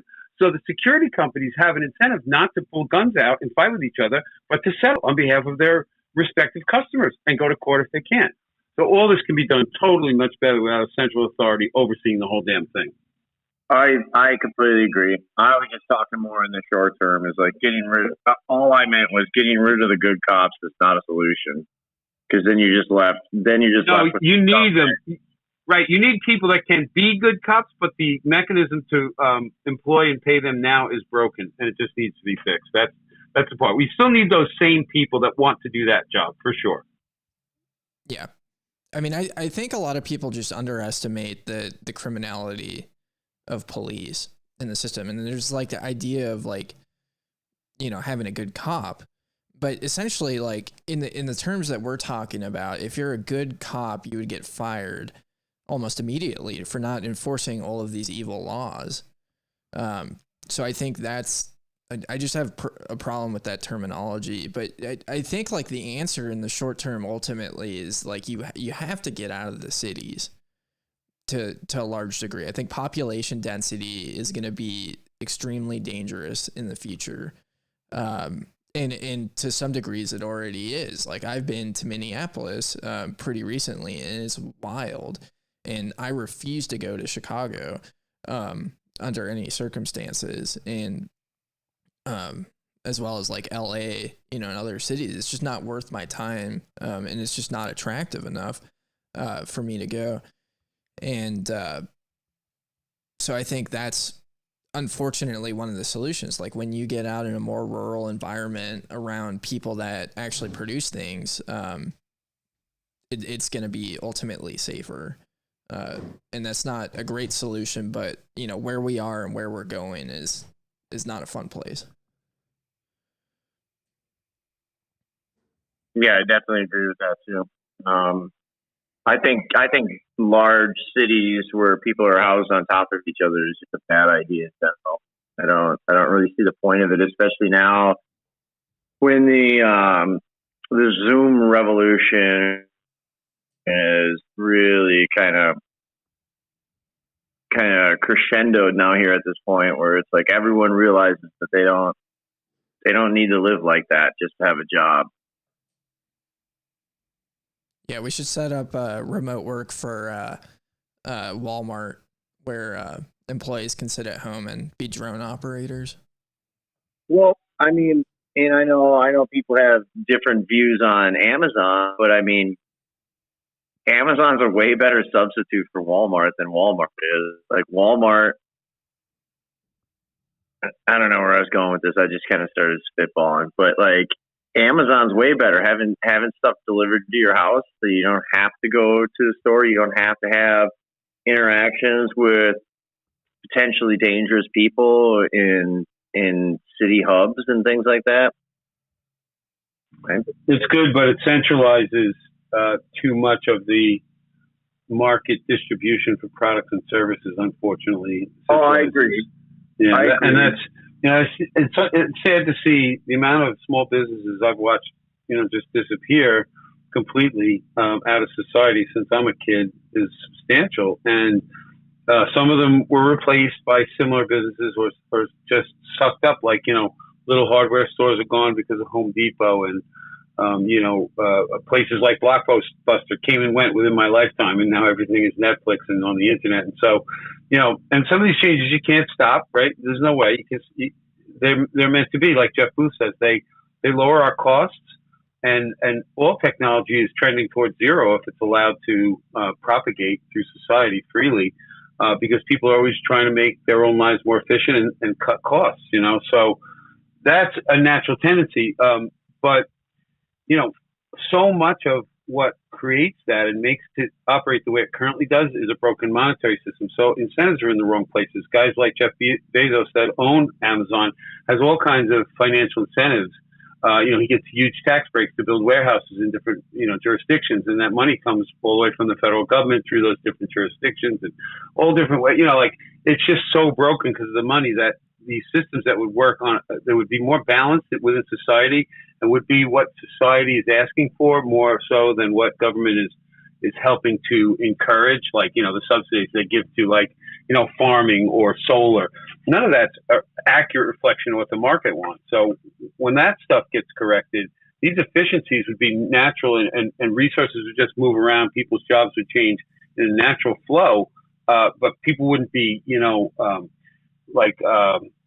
made void, you know, their careers, you know, obsoleted because, you know, government mandates in one area screws over a different industry in another area. You know, there's way too much of that crap going on. So I think I've said enough, and I don't know how the hell I got there, but take it away, someone. You made a really good point about Amazon and like tax breaks and all their efficiencies are a lot of times basically signed off on by the government, and they wouldn't have those efficiencies. So then, therefore, there would be competitors to Amazon. They're exactly right. There would be every industry that government gets a hand in, you know, because of legislation, because of lobbying, whatever it is, that skews the market and it puts people out of business that would otherwise compete. Absolutely. Exactly. Yeah. A great book on this topic is Economics in One Lesson. And it's funny, I was having great book. I just listened to it on Audible a couple weeks ago. Excellent. Yeah. Go and pirate it. We need to get off of Audible. But it was just quick and easy. I don't know how bad they are. Enlighten me one day. Audible is owned by Amazon. And you know, well, there you go. See that? I can't pay attention to it all. I hate supporting them. I still order shit through them. But if I can get straight to the manufacturer off their website, I'll see who's actually making it, and I order from them. I'd rather do that. That's what I do try to do. So, yeah. I mean, the big problem, and maybe somebody could shill a platform that does this, but the big problem with services like Audible and Spotify and Apple Music is that you never really have any ownership over the files that you download. The ability to access them is contingent on you paying a subscription fee. And I think that's, you know, complete and utter bullshit versus being able to go out and acquire the file yourself to store. And I think, like, for movies, you know, it's convenient just because of the amount of space that they take up and the bandwidth it takes to actually download it. But for books, PDFs are a great option. Audiobooks, there's audio files everywhere. So they have made it difficult to own different media. Like, you used to be able to buy an album or CD and own music. And for conditions where you literally cannot download onto your own hard drive, you're stuck in their captured system, always having to pay because the app won't work if it can't talk to their server and verify that you've paid. And there is a trend in that direction. A lot of programs have been doing it for years, like Photoshop and QuickBooks. You can't run a QuickBooks program if it can't talk to their servers and verify that you're a legitimate account holder. It's not that you have to keep paying, but you literally, it's like it's watching. I can't stand using it, but I've had it for so many years. I feel like it's watching me as I'm doing my bookkeeping, for my company. It's like crazy. But, I'm going to opt out of all this shit very soon when I retire. And it's just going to get off the web. There's way too much surveillance. All this bullshit's going on. But again, this is because the incentives push it in that direction. Bad actors would get driven out of the marketplace if society was better balanced and there was more truth out there in the world. But it pays to lie. It pays to keep people scared, because the people who want that can pay because they manipulate the money. It comes all the way from the top. All the narratives, the mainstream media, all that bullshit. All that would change if those parasites couldn't control everybody through money. And then proper price signals, proper truths would emanate through society, and bad actors would be revealed everywhere, in my opinion. And that's the exact point of why did torrenting come about in the first place? Is because the music industry and the movie industry were price fixing and completely distorting the market, and the prices were way higher than people were willing to pay or should pay. And that's interesting, where Bitcoin can come into play, especially with the Lightning Network and paywalls. It's just inconvenient. A lot of times it's more inconvenient to torrent or to stream, these products for free. But I think, a large portion of the population wants to fund people that create good stuff, and they want to do it directly, and I think would be willing to pay. So it's not like, creators are going to be completely screwed. What have we seen right now with the current climate as far as content creation? Well, content creators are making less and less, and creativity is going down. When's the last time an actual funny movie has come out, or a good movie in general? It's just repackaged bullshit, and it's a function of these market distortions and everything getting screwed up. And so I think in us participating and kind of forcing the market to move in a better direction, we're ended up better served as consumers versus playing along with this bullshit. So it's going to be interesting to see. There's going to be some very, very creative stuff that comes out, and it's fun to be looking at the Lightning Network. But I mean, I'm not too, as far as content creation, I'm working on I've got a buddy who works in Lightning, and we're working on a presentation for content creators. Zoran just tipped me 2 sats a little bit ago. But I think it's just a better system, ultimately. And that's part of the reason why, Bitcoin is going to win and eat these systems alive, because you can tip your favorite content creator and get your comment shown on the screen in red. But if you go to these big shows that are out there, for example, whatever Tim Pool's podcast is called, Timcast, you watch all these people pay these absurd amounts of money to him just to have their stupid comment read and talked about. And you have to go through this process of putting your credit card in, going through, some form of surveillance and getting, checked out. And it's just super cumbersome and stupid. So I think that's, the solution, and is the white pill, is that the free market is a much more powerful force than these, moronic mega corporations and market distorters and central planners. Is like Jim was talking about earlier. You can have a safe police force that's privately owned and operated, and they're going to have better incentives than the current police, because who are going to be the people funding this police force? Well, it's going to be people that have skin in the game. It's going to be businesses that want to be safe and don't want their shelves raided. And if they have a tyrannical, crazy police force, then that's going to hurt their income. And that's going to hurt the value of their property. And I think that's a much better incentive than what we have right now. But yeah, interesting stuff to think about. There's Phil up here. He knows a lot. Who's that? Quinn Icarus. Yeah. If he's not going to be shy tonight. Sometimes he's always got a lot. I know, but he's always on the air. He's got a lot of information going through his head. Yeah. What's going on, Weinicus? Weinicus! What's up? In the jungle still somewhere? No, I'm back stateside. Oh my goodness, I can't believe it. Yeah. You going to Miami? Yep, I'll be there. Cool, Not man. an actual conference, but I'll be It's around. all right. There's enough other stuff going on. You got to come by where Neil and I are staying. Definitely. There's two things that need to happen between me and you, Weinicus. I need to pay you guys for an order of merch and that I never followed up on, like I said I was going to.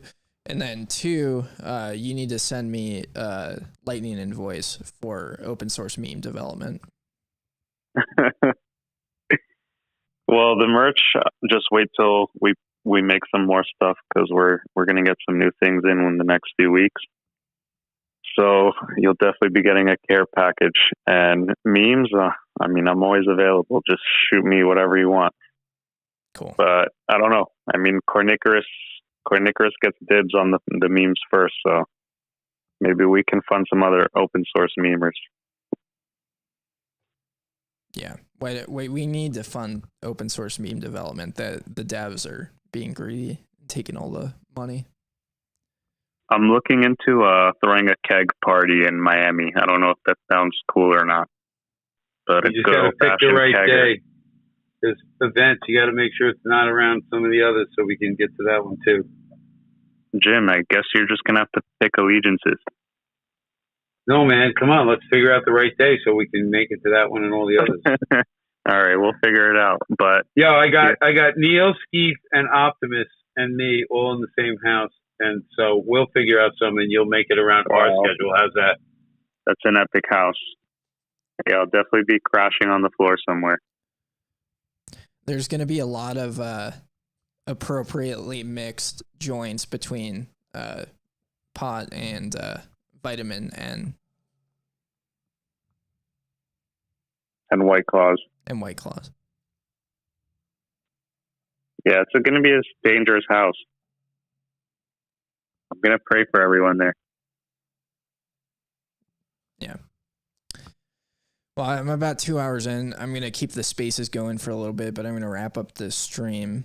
Tomorrow night, we're going to be having a meetup in Scottsdale. I'm stoked for Arizona Bitcoin Network's doing some big stuff. We're working on some big projects behind the scenes, which I'm pretty excited about. We're going to be holding our own conference sometime in 2023 when the social credit score comes up and none of us are allowed to fly. So for anybody in Arizona, that'll be dope. We're having a meetup in Tucson in 2 weeks, not this next Saturday, but the Saturday after, which I'm pretty stoked about. I'm trying to think if I have anything else to shill. Be on Bitcoin Kindergarten on Wednesday. They just launched some sick merch, made my merch look like shit. It already was like shit, except for the Texas LARPs on Liberty shirt. That thing's pretty dope. But yeah, I think that's all I got. Shout out to our sponsor of the show, Dirtbags Bar. Making it all possible. The greatest place to go get lectured on critical race theory and to find your future ex-wife. So if you want to meet somebody that is emotionally unstable, but will lead you for a fun ride for a couple years, Dirtbags Bar is the place to be. But anyways, thank you for tuning in to Toxic Airwaves and have a good one.